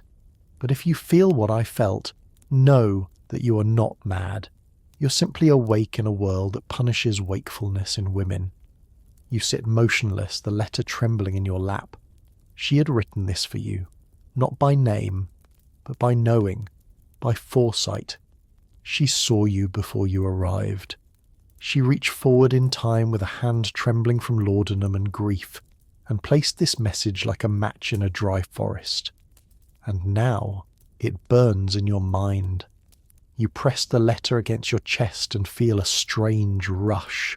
Not sorrow, not rage, but validation. Proof that the gaslight you've lived under flickers for a reason. That the cracks in your confidence are not madness, but memory. Shared, inherited, survived. You do not tell your husband you found it. You tuck it away, gently, inside your journal. Between the pages of that poem you wrote but never dared to read aloud. From that day on, she is with you. When he dismisses your thoughts at dinner, you hear her voice beside you. When he praises Miss Latham's piano playing, you feel her presence in your silence. When he smiles too easily, too falsely, you imagine her across the table, watching him with the same sharpness you now carry. She is not a ghost. She is not gone. She is your companion now, in ink and memory, and she is your warning. Stay awake. You carry her words with you like a hidden blade, not to harm, but to remember, to protect yourself from the slow dulling that had nearly taken you too. You begin rereading her letter by candlelight, late at night when the house is silent and your husband snores softly beside you. You know each curve of her handwriting now, the places where her pen pressed harder, where her restraint faltered. She had tried. That's what strikes you most. Not her defeat, but her effort. She had tried to speak, to act, to write, to reach you, whoever you were meant to be, and now, years later, she has. It fills you with a solemn fire. You begin to search the house, not wildly, not openly, but with purpose. There must be more scraps, more traces. You explore rooms rarely used. You open trunks and boxes you were once told to ignore. You examine books for notes in the margins. Once, tucked inside the lining of an old travel bag, you find a torn handkerchief embroidered with her initials. You hold it to your face, smell dust and lavender. You feel her grief stitched into every loop of thread. Downstairs, he laughs with Miss Latham again, and you wonder, did she laugh like that once before she learned? You start writing your own letters now, not to send, but to store. You follow her example. You mark each envelope carefully. For the woman who comes next, you don't know if there will be one, but you write anyway. You describe the cracks in the floorboards, the places where the wallpaper curls, the way the second parlour window sticks in the winter, but also the lies, the betrayals, the names of those who smiled and did nothing, the day your husband gave away your mother's locket without asking, the night he said you were being too clever again. You write it all, and you hide them in the hollow leg of a table beneath the piano bench, inside the hem of an unused curtain, not out of fear, out of strategy. Because you understand now that silence is never neutral. It always serves someone. One afternoon, as you walk with your daughter through the garden, she asks, "Mama, why don't you play piano anymore?" You pause, then kneel to fix her bonnet ribbon.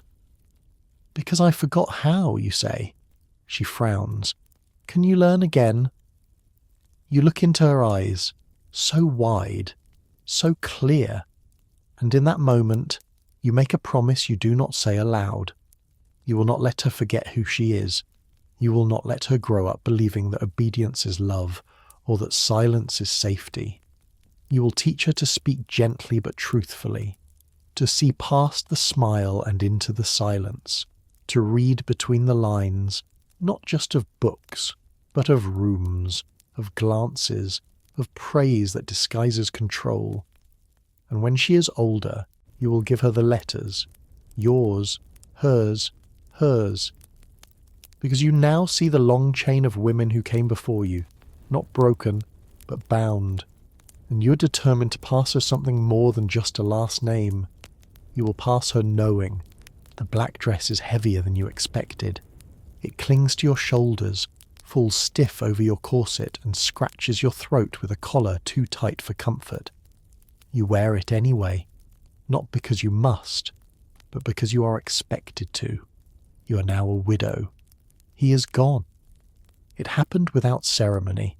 A sudden chill, a cough that deepened into something worse. The doctor arrived too late, his breath reeking of brandy and tobacco. Within a week, your husband was bedridden, and within 3 more he was dead. The house was quiet when it happened. No death wail, no drama, just a stillness, broken only by the ticking of the long case clock downstairs and the final rattling exhale of a man who had once made every room feel smaller. You had always imagined his death might feel like a release. You thought you'd cry, or laugh, or fall to your knees in grateful disbelief. But what you felt instead was something stranger. Weightlessness. Not joy, not sorrow, just the sudden absence of pressure, like a storm that ends in silence, not sunshine. And now, the house belongs to you, legally, publicly. All the rooms, the furniture, the garden paths. His name still lingers on the deed, of course, but as a widow you now have rights you never had as a wife. You can sign contracts, you can manage accounts, you can choose who enters your parlour and who does not. It is freedom of a kind.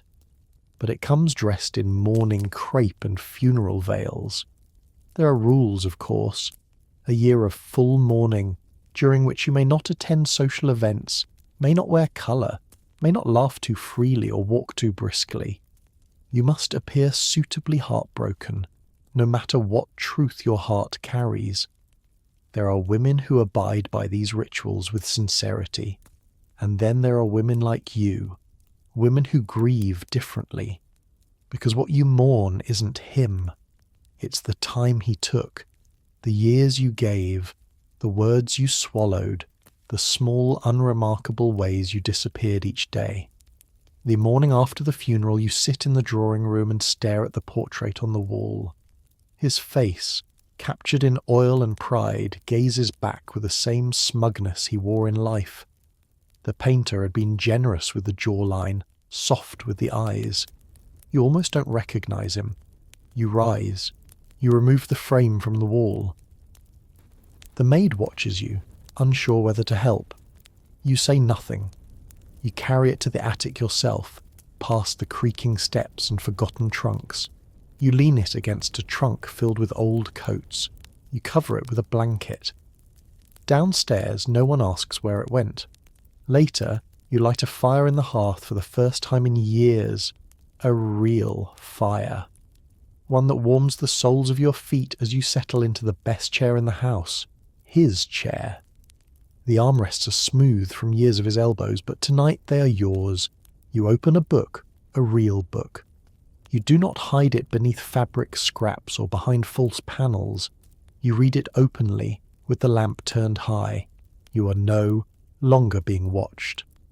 And for the first time in a long time, you feel the shape of your own body return to you. You expect grief to come crashing in at some point. Some wild, delayed torrent of emotion. But it doesn't. It creeps, like ivy, around the quiet edges of your days. You grieve, yes, but not just for him. You grieve for the girl you were, for the woman you became to survive him, for the silences you kept and the words you'll never get back. You sit at your desk and pull out old letters you wrote but never sent. You read them aloud. You listen to your own voice in the stillness, and it startles you with its steadiness. There's a strange kind of power in mourning. Widowhood, for Victorian women, brings more liberty than marriage ever did.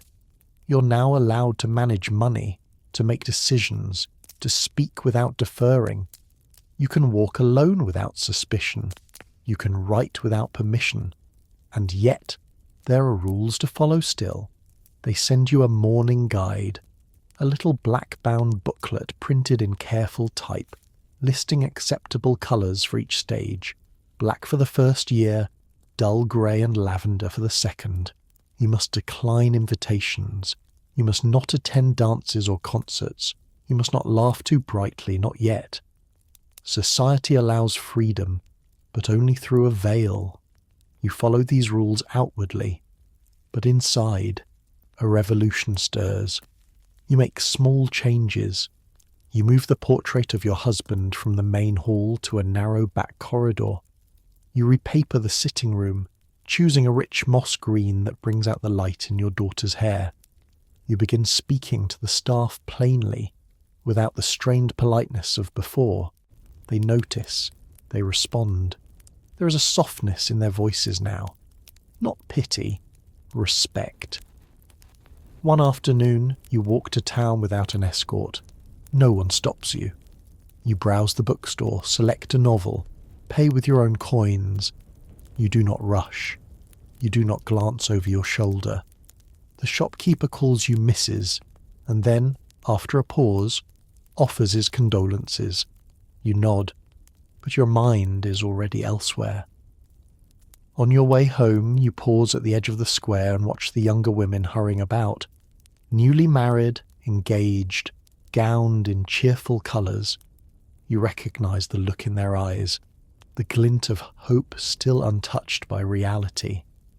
You wonder which of them will one day sit in your place, black-veiled and quiet, burning with unsaid truths. That evening you take out the letters she left, the first wife. You read them again, slower now.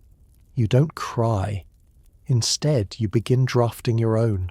For the woman who might sit here next, you hope she never comes, but if she does, she'll have your voice beside her. You write of the years, the ache, the weight, but also the change. You describe the first time you said no and meant it, the first time you laughed alone, the first time you took up space in your own home without apology. You seal the letter, fold it carefully and slip it beneath the false bottom of your jewellery box. You smile as you close the lid, because this house no longer owns you, because you are no longer a ghost in your own life, because widowhood, for all its sorrow, has given you one precious, unasked-for gift, yourself. It starts with a name that no longer appears in family letters. You notice it while reading a note from your cousin, the one who always wrote with careless flourishes and far too many underlines. She mentions her new hat, a christening, a change in the governess, but not her sister Clara. Not once. You frown, reread it. Clara, who was always the louder one, the bold one, the one who laughed too freely, lingered in conversation too long, and once openly questioned why women were not allowed to inherit property.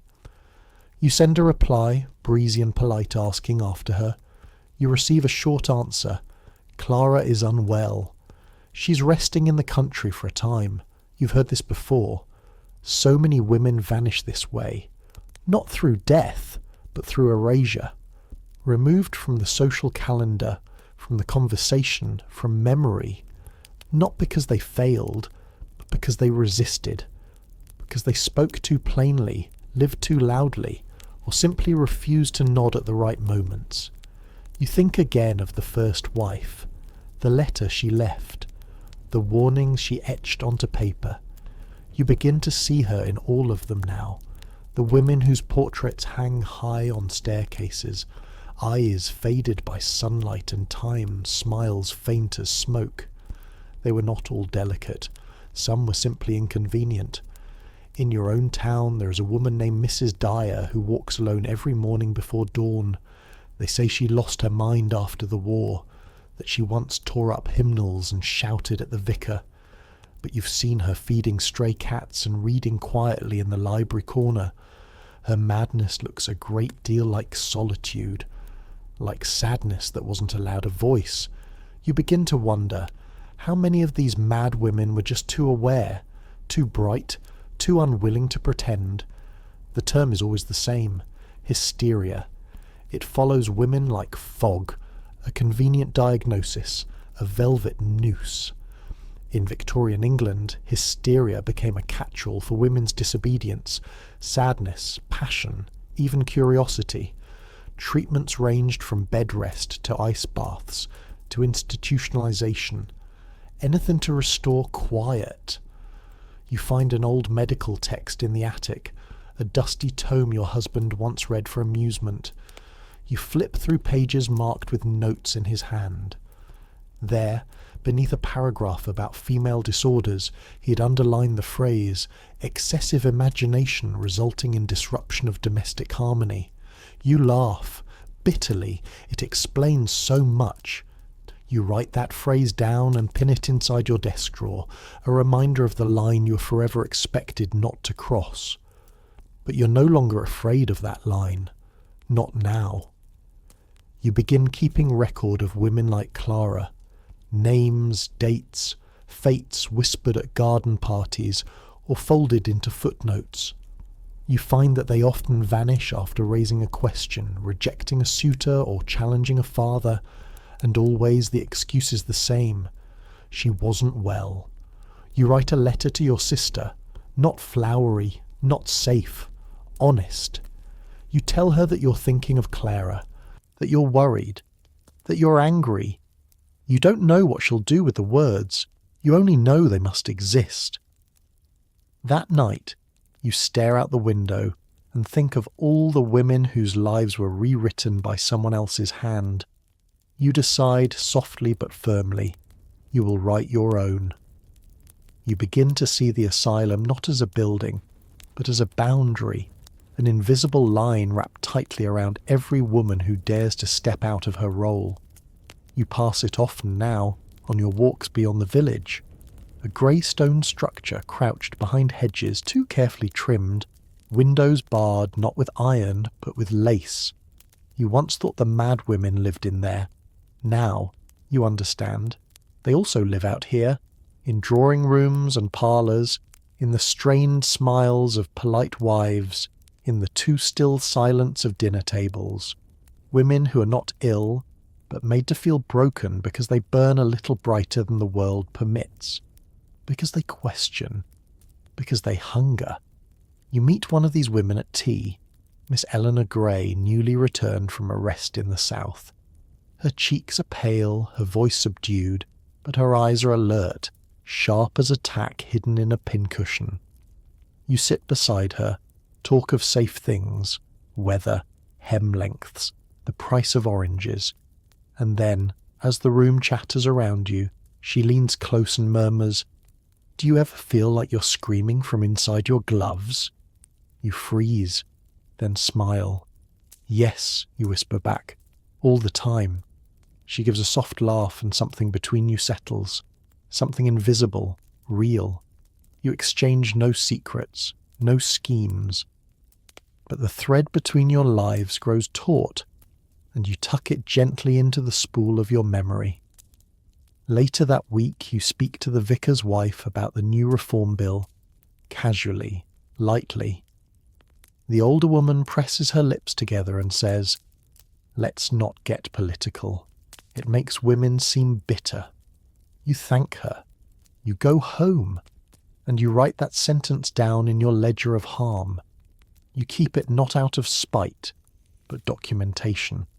A quiet archive of all the ways women are contained.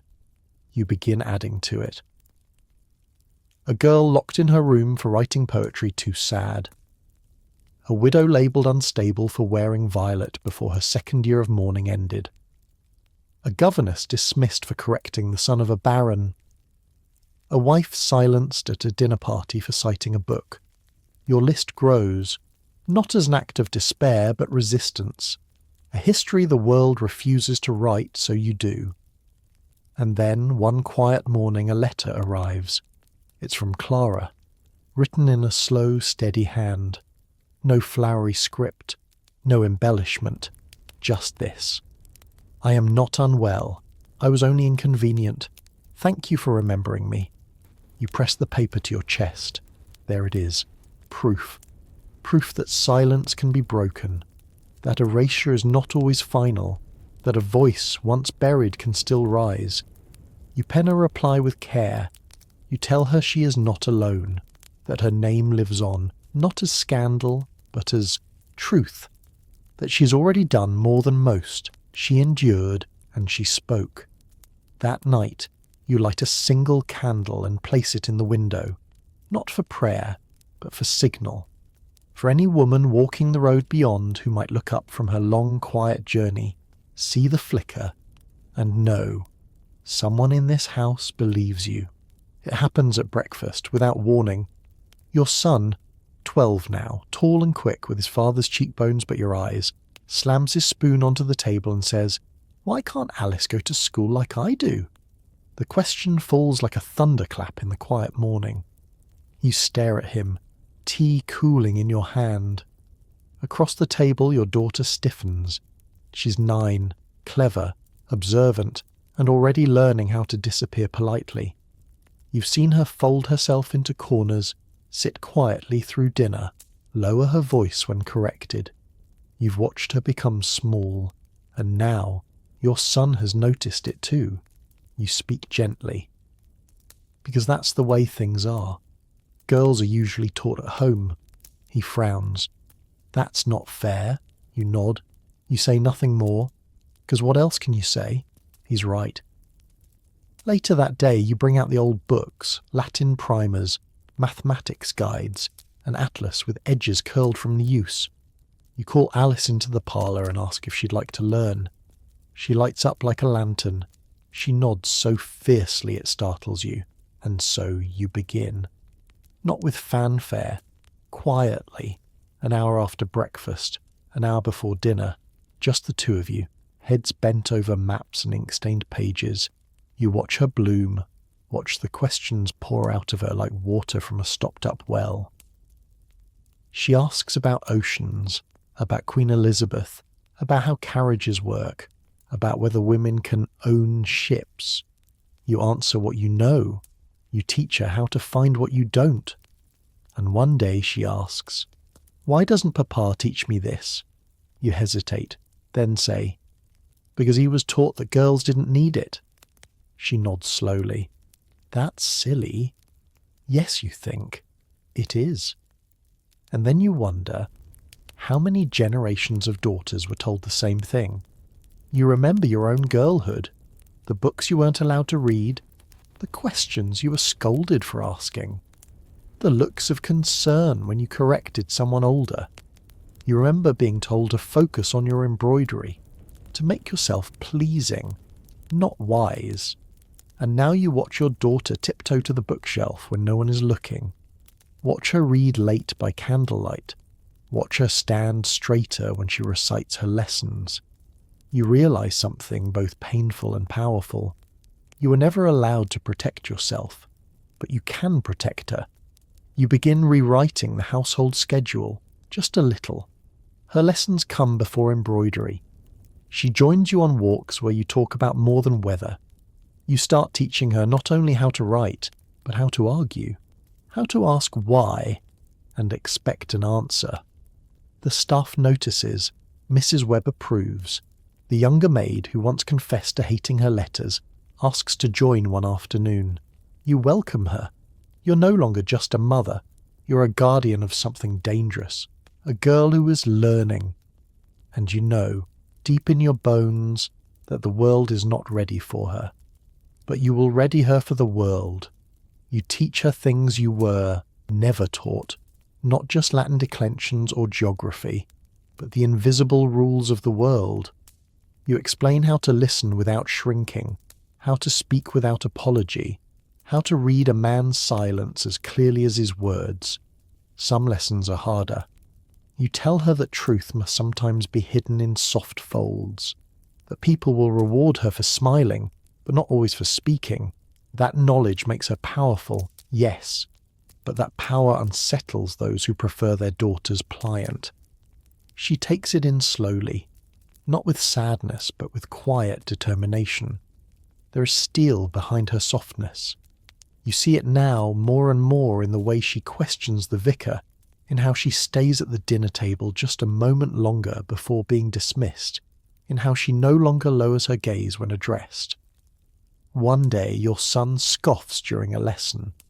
Why does she need all this? She'll just get married. The room falls quiet. Your daughter freezes. You put down your pen, and then you say, because she is a person, not a possession. Your voice is even, calm, but final. He flushes, looks down, mumbles an apology. You don't scold him. You just return to the lesson. But later, when you're alone, you sit with the weight of it. That line, spoken aloud. A truth that would have been unthinkable to say a decade ago. You wonder if your mother ever wanted to say it, if she bit her tongue raw in the effort not to. The next day, your son brings his sister a book, The Natural History of Birds. He says nothing, just leaves it at her place at the table. And she opens it with such care, you feel your throat tighten. Because this is how change begins, not in parliaments, not in declarations, but in dining rooms, in ink-stained fingertips, in the slow reshaping of what a brother believes about a sister. You start keeping a second journal. This one is for Alice. You write down things she says that make you proud. You list the books she reads. You record how her voice grows stronger with each recitation. You want her to have a record, not just of her learning, but of your witness. Because one day she may doubt herself. The world will press against her. She may feel too loud, too strange, too much. And when that happens, you want her to turn the pages and remember that someone once saw her not as trouble, but as hope. You tell her stories from before, not just queens and saints, but the women whose names were not recorded, the ones who survived without fanfare, who taught quietly, who hid books in bread boxes and planted questions like seeds in the minds of their daughters. She listens, eyes wide, lips parted, like she's drinking every word. And you realize she's not just listening to you. She's listening to them, to all the voices history tried to bury. At night, you kiss her forehead and whisper, "You are allowed to know things." It is not poetry, it is not revolutionary, but it is a spell, and you mean for it to last her whole life. It begins with gloves, white kid leather stitched at the wrist, newly arrived from London. You order them because you must attend a memorial luncheon for a neighbour's uncle. You haven't worn gloves like these in months. Tight, pristine, unnecessary. But they are expected. The mourning period may be behind you, but society has a long memory and a short tolerance for impropriety. You slip your hands into them and feel the familiar pressure. Not painful, just confining. Like being wrapped in the invisible codes of conduct that every Victorian woman is expected to know by heart. You glance at your reflection in the hall mirror. Your dress is appropriate. Black silk with minimal trim, no daring cuts, no colours. Your hair is pinned with precision. Your expression, mild, calm, as it must be. And yet, behind your eyes, something simmers. Because you know now that every inch of your appearance has been dictated. There is an etiquette for every part of your body. How you sit, how you speak, how you cross a room, how you lift a teacup. Your voice must be pleasant, your steps quiet, your laughter soft. Even grief must be performed with taste and timing. You've followed these rules for years. You've mastered them. But now that you understand what they're for, you see them differently. They're not guidelines, they're chains. At the luncheon, you listen as women chatter politely. You observe how often they apologize, when their fork scrapes a plate, when they speak too long, when they mention something remotely clever. You notice how their compliments toward one another are always framed as diminishment. "Oh, this old dress! You're so good with words, I'm hopeless. It's a choreography of self-erasure, and you've danced it for too long." Afterward, as you leave, a woman you barely know stops you on the steps. She compliments your poise, says you always carry yourself like a proper lady. You thank her, you smile. But your hands, still gloved, curl slightly into fists. That evening, you remove the gloves and place them in your drawer. You stare at them for a long time. Then slowly you begin to list every rule you were ever taught as a girl. Don't speak until spoken to. Don't eat before the men. Don't ask too many questions. Don't walk alone. Don't laugh too loud. Don't disagree in public. Don't write unless it's poetry. Don't write poetry unless it's cheerful. Don't cry where anyone can see. Don't raise your voice, ever. You fill 2 pages. By the end, your pen is shaking. Not from weakness, but from clarity. These were not rules meant to guide you. They were meant to erase you. You think of your daughter, sitting by the window with her atlas open, tracing the edge of a continent with her fingertip. You imagine her living beneath these same rules. You feel something sharp rise in your chest. No, not her. Not anymore. You walk to your wardrobe and begin, pulling dresses down. Not the black ones, not the stiff ones. The old ones, the ones with colour. A dark green gown, a navy bodice with a bold collar, a cream day dress you haven't worn in years because it felt too youthful. You lay them on the bed, and for the first time since widowhood began, you prepare to step into the world not as someone who is mourning, not as someone who must appear proper, but as someone reclaiming space. The next morning you dress differently. You choose the dark green gown, not garish, but bold enough to feel like a whisper of defiance. You leave your hair a little looser at the nape, and when you walk down the stairs, you do not rehearse your posture. You let your spine find its own rhythm. Your daughter sees you first. Her eyes widen slightly, then warm into a smile. "You look like spring," she says. You nod, smile, tuck a strand of her hair behind her ear. But your thoughts are elsewhere, on the unspoken tension you carry in your body, the habitual tightness in your shoulders, the way you've taught yourself to take up less space with every passing year. You're not rebelling, not publicly. But even this quiet shift feels like a revolution. Later at the grocer's, the butcher stares a beat too long. You ignore him. You're used to it. It isn't him you're dressing for. It's for the parts of yourself you thought had been swallowed. Mrs. Dorsey, the baker's wife, stops you near the turnips. She gestures toward your sleeves. "That colour suits you," she says, tentative. "I thought you'd given up dressing like that." "Given up?" you ask softly. "Well, you know, widows, and you've always been so proper." You meet her eyes. "Maybe I'm still proper," you say. "Just properly alive." She blinks.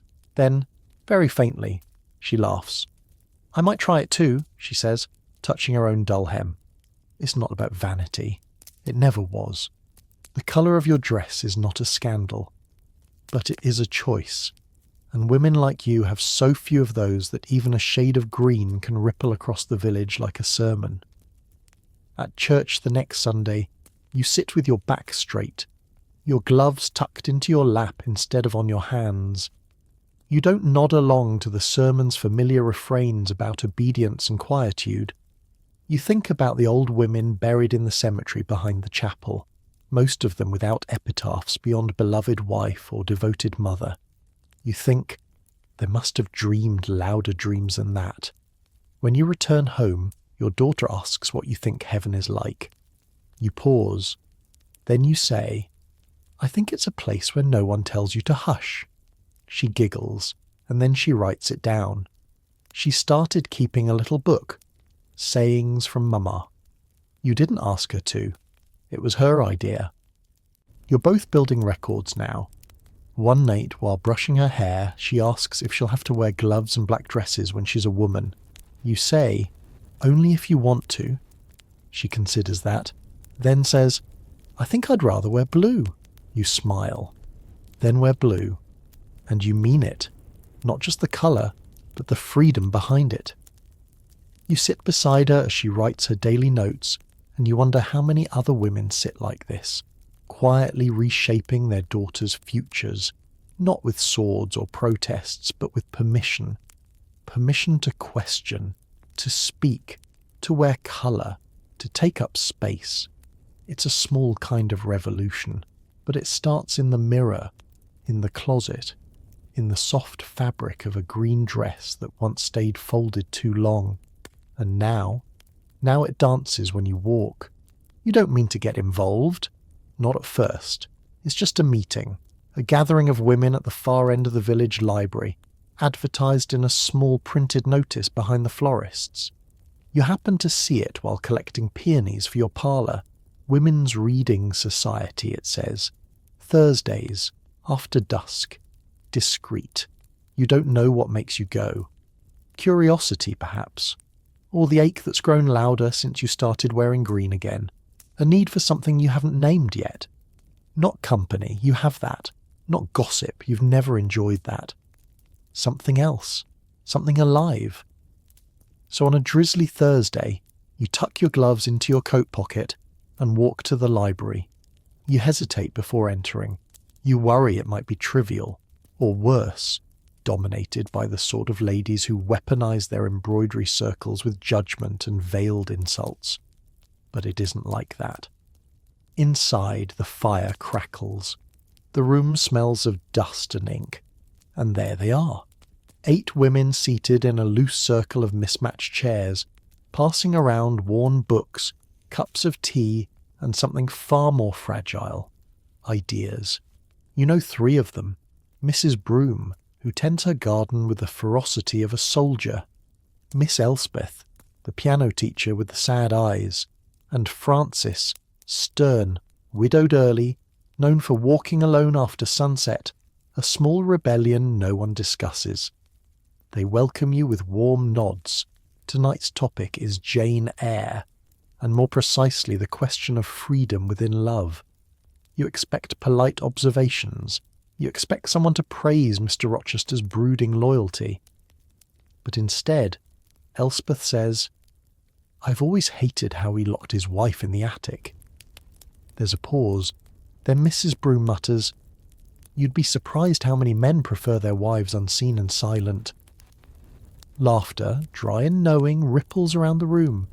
And just like that, you feel something shift. These women are not here to fawn over fiction. They're here to peel it open. To ask why the heroines must always suffer. To ask whether the men they're told to admire would be safe to love in real life. You speak cautiously at first.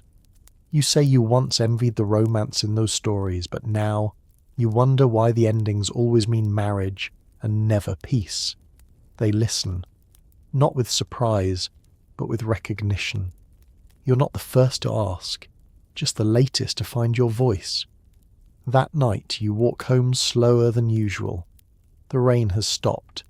Your boots click softly on the cobblestones. You feel tall, not in stature, but in presence.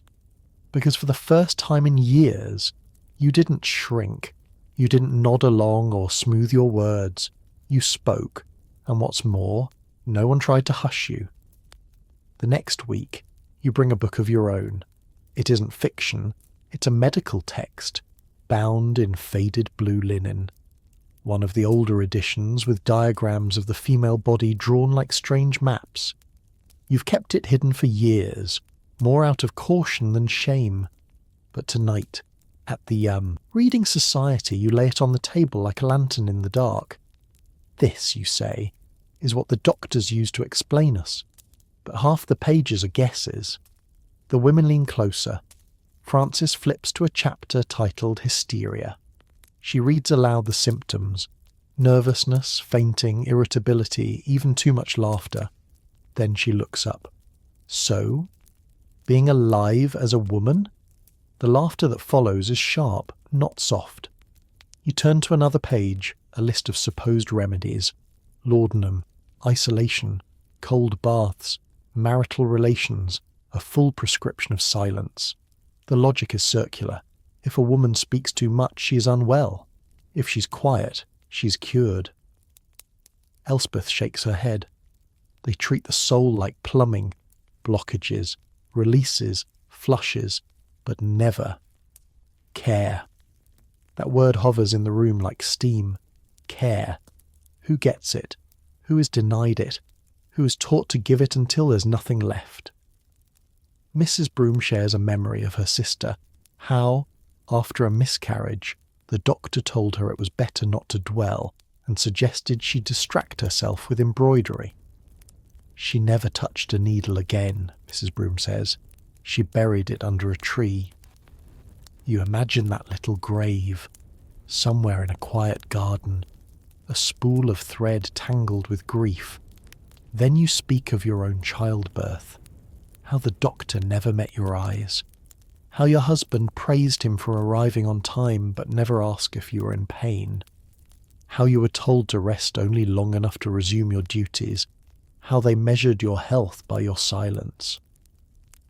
The room nods, not in pity, but in solidarity, because you're not alone, not anymore. The meeting ends late. No one watches the clock. You pour the last of the tea, and as the women gather their shawls, Frances lingers behind. She says, "You know, a few of us have been thinking. We might write something, not just discuss what others have written, but write our own." Your pulse skips. About what? About us? The silence after that is full of possibility. Because in a world where women are spoken about, not spoken to, where their stories are shaped by doctors, husbands, and preachers, writing your own is an act of rebellion. You agree. Not with pomp or fireworks, just a steady nod, like placing a brick in the foundation of something future. Later, in your bedroom, you open a drawer that once held gloves and mourning pins. Now it holds paper, ink, half-formed thoughts, notes scribbled in margins, bits of truth too heavy for polite conversation. You take a clean page, and you begin. Not with a greeting, not with an apology, but with the oldest sentence you've ever wanted to say. This is what they never let me tell you. You write at night, by candlelight, when the house sighs into silence and even the mice in the walls have curled into stillness. The world belongs to no one at this hour, and that, in itself, feels like freedom. You keep your pen close and your thoughts closer. Some nights it comes easily. Whole paragraphs pour out like breath you didn't know you'd been holding. Other nights it is a slow excavation, scraping the soil from long-buried truths. You write about the first time your husband corrected your opinion in front of guests. You write about how your mother taught you to apologize even when you were right.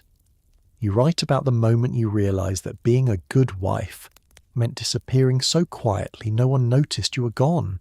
You don't write for an audience, not yet, not even for your daughter. You write because it makes you feel real. At the next reading society meeting, the women bring their own pages, wrinkled, blotted, beautiful. They don't call them essays or stories. They call them pieces of ourselves. Frances reads hers aloud. It's about her wedding night, about how no one prepared her for what wifely duties truly meant, about how she bled and wept and was told that's just how it is. Her voice does not tremble, but yours does, listening. Elspeth writes about the piano, How her fingers could never quite play as she wished after the man she refused began to spread rumours. How a woman's reputation can be broken with a whisper, and her talent buried in shame. You write too. Yours is titled The Green Dress. When you read it aloud, the room is still.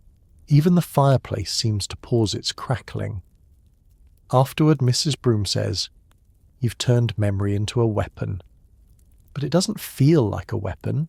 It feels like armour, like bricks in a wall that women might someday lean on. You're building something, not for yourself alone, but for the ones who will come after. One of the younger women, a housemaid who slipped into the meeting late, asks if she can bring her cousin next week. She's 17, engaged to a man twice her age. She doesn't want to go through with it, but she doesn't know if she's allowed to say no. "Of course," Frances says. "We'll talk." You glance around the room. These aren't politicians, not revolutionaries, just women in shawls and spectacles, some with hands calloused from laundry, others with ink-stained cuffs from writing past midnight. But together, they're something more. A whisper becoming a hum becoming a voice. And soon, perhaps, a voice becoming history. The letter arrives on a Wednesday morning. It's not addressed in your husband's hand, nor from any of your family. The paper is coarse, folded twice, and when you open it, the ink bleeds a little at the corners, as though the writer's hands had trembled. It's from the housemaid's cousin. She writes simply, "She thanks you all." She says that after listening in last, Thursday, half hidden behind a curtain, she went home and cried for 2 hours. Then she wrote her fiancé and broke off the engagement. "I thought I had no choice," she writes. "I thought being unhappy was something I had to agree to quietly.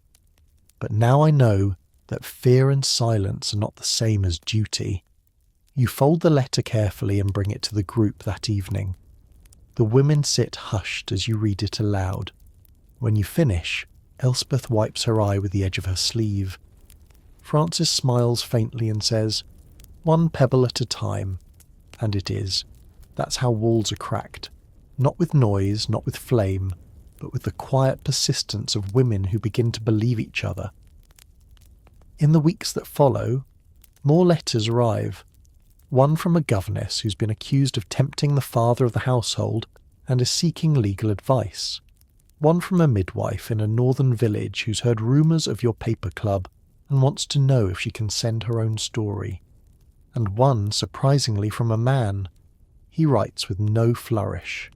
Just a brief note. "My sister died after childbirth. No one listened to her pain. Thank you for saying what she couldn't." The letters begin to pile. You and Frances decide to compile them. Carefully typed, edited for clarity but not for truth. The manuscript has no title yet, only a name scribbled in pencil on the first page. Accounts Ode. It's not meant for publication, not first. It's meant to exist, to live on paper, to say, "We were here, we knew, we remembered." And still it spreads. A cousin shares a copy with a friend in York. A shopgirl carries one folded inside her apron. An old widow mails hers to a niece in London. The stories leak between teacups and train cars and powder rooms. Not loud, not fast, but steady. A whisper becoming a hum becoming a voice. One day, years later, long after the Reading Society has dissolved into memory, someone, somewhere, will cite a passage from Accounts Ode in a petition for married women's property rights, and no one will know your name. Not exactly, but they will quote your line, the one from The Green Dress. If you teach her silence, don't be surprised when she vanishes, and you, wherever you are, will feel it, like wind over old stone, because even if you never saw a revolution, you were one. The street is quiet when you leave the bookshop. It's late, later than you usually walk alone, but tonight you don't mind. The cold is sharp and clean, and your steps feel lighter than they have in years. Tucked beneath your arm is the first printed copy of a Count's Ode, bound in soft grey linen, your name nowhere on the cover.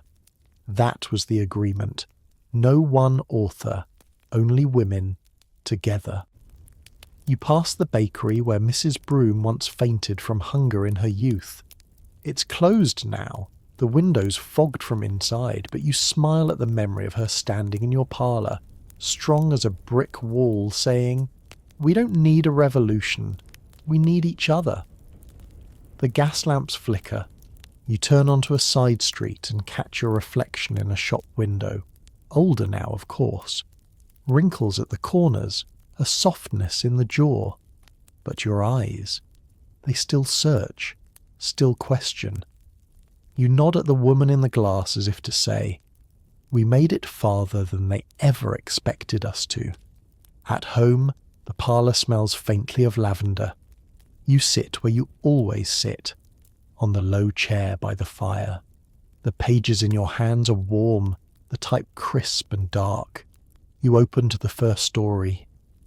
Not your own, but one from a girl named Miriam, who wrote from a small village outside Bath. You remember her handwriting, upright, nervous. She'd written about her mother's wedding ring, about how it didn't fit, not just her finger, but her life. Her mother used to say, "A ring is just a circle. It keeps you in or keeps them out." You touch your own hand, bare now. You haven't worn your wedding ring in years. The fire cracks once, then settles into a slow burn. You turn the page. Somewhere outside, a carriage clatters by. A cat yowls. The city does not stop. But in your parlour, time does slow. Just a little. You think of the women who couldn't be here to see this. Women who stitched their resistance into seams, who slipped forbidden books beneath crib mattresses, who taught their daughters how to lie still and survive, and who, in quieter moments, whispered, "But you don't have to." You think of your mother, how she might have laughed at your defiance, or wept with pride, or maybe both, at once. There's a line in the book written by a girl named Tamina. You barely remember her. She came once and never returned. But she left this sentence.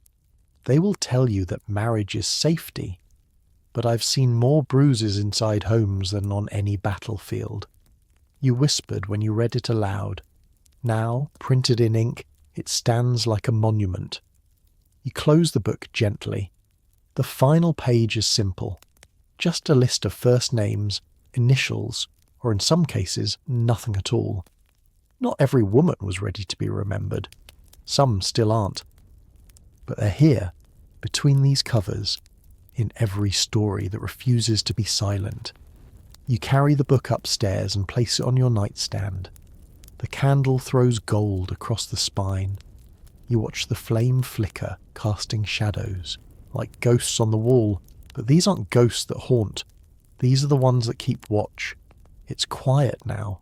So quiet you can hear your own breath. A rhythm that belongs to no one else. No man, no household, no law, just you. You think of how it began, with a dress you were not allowed to choose, with a life that was planned without your consent, with a smile you were expected to wear until your teeth ached from holding it. And now, the girls read your stories under their covers by lamplight. They pass folded pages at laundries and in market stalls. They whisper truths you were once punished for saying out loud. Change never looked like fire. It looked like this, like a circle of chairs in a dusty room, like ink stains on a kitchen table, like voices rising, not all at once, but eventually, undeniably. The Parliament hasn't read your book. The judges haven't changed the laws. The newspapers haven't called you brilliant or brave. But something else has shifted. A daughter says no. A wife walks out. A girl breathes easier, knowing she's not the only one who doubts. And you get into bed, pull the covers up, feel the old ache in your hip, and for the first time in a long while you sleep without fear of being needed. No one will come knocking. No one will demand. You're not someone's servant tonight. You're not someone's shadow. You're the keeper of stories. Outside, a dog barks. A bell rings faintly down the lane. But you're already slipping under, into a place where women speak freely, laugh loudly, and wear what they choose. A place stitched from all the lives and loves that never made it to the history books. But you remember them, and now someone else will too. And as you drift off, you imagine the candle burning just a little longer, its light a quiet vigil for every woman who never had a voice, for every wife who never got to say no, for every girl told to make herself smaller. The room fades into warmth, and the creaks of the floorboards become a lullaby. You breathe in, slowly, let it out, softer still. The story stays with you, not as a burden, but as a lantern, one you carry gently into the dark, knowing it might light a path for someone else, for the listener who sat quietly all this time, thinking maybe their own life wasn't worthy of a story. It was. It is. You're not alone. Not in this bed, not in this world, not in your memories. You're part of a lineage of quiet strength, of whispered rebellion, of love that defied rules and women who lived, even when they weren't allowed to thrive. So rest now. No need to fight tonight. Just feel the blanket's weight, the pillow's hush, the way your name still belongs to you, after everything. Tomorrow will come, and with it, another chance to remember, to speak, to build. But for now, close your eyes. You've carried enough.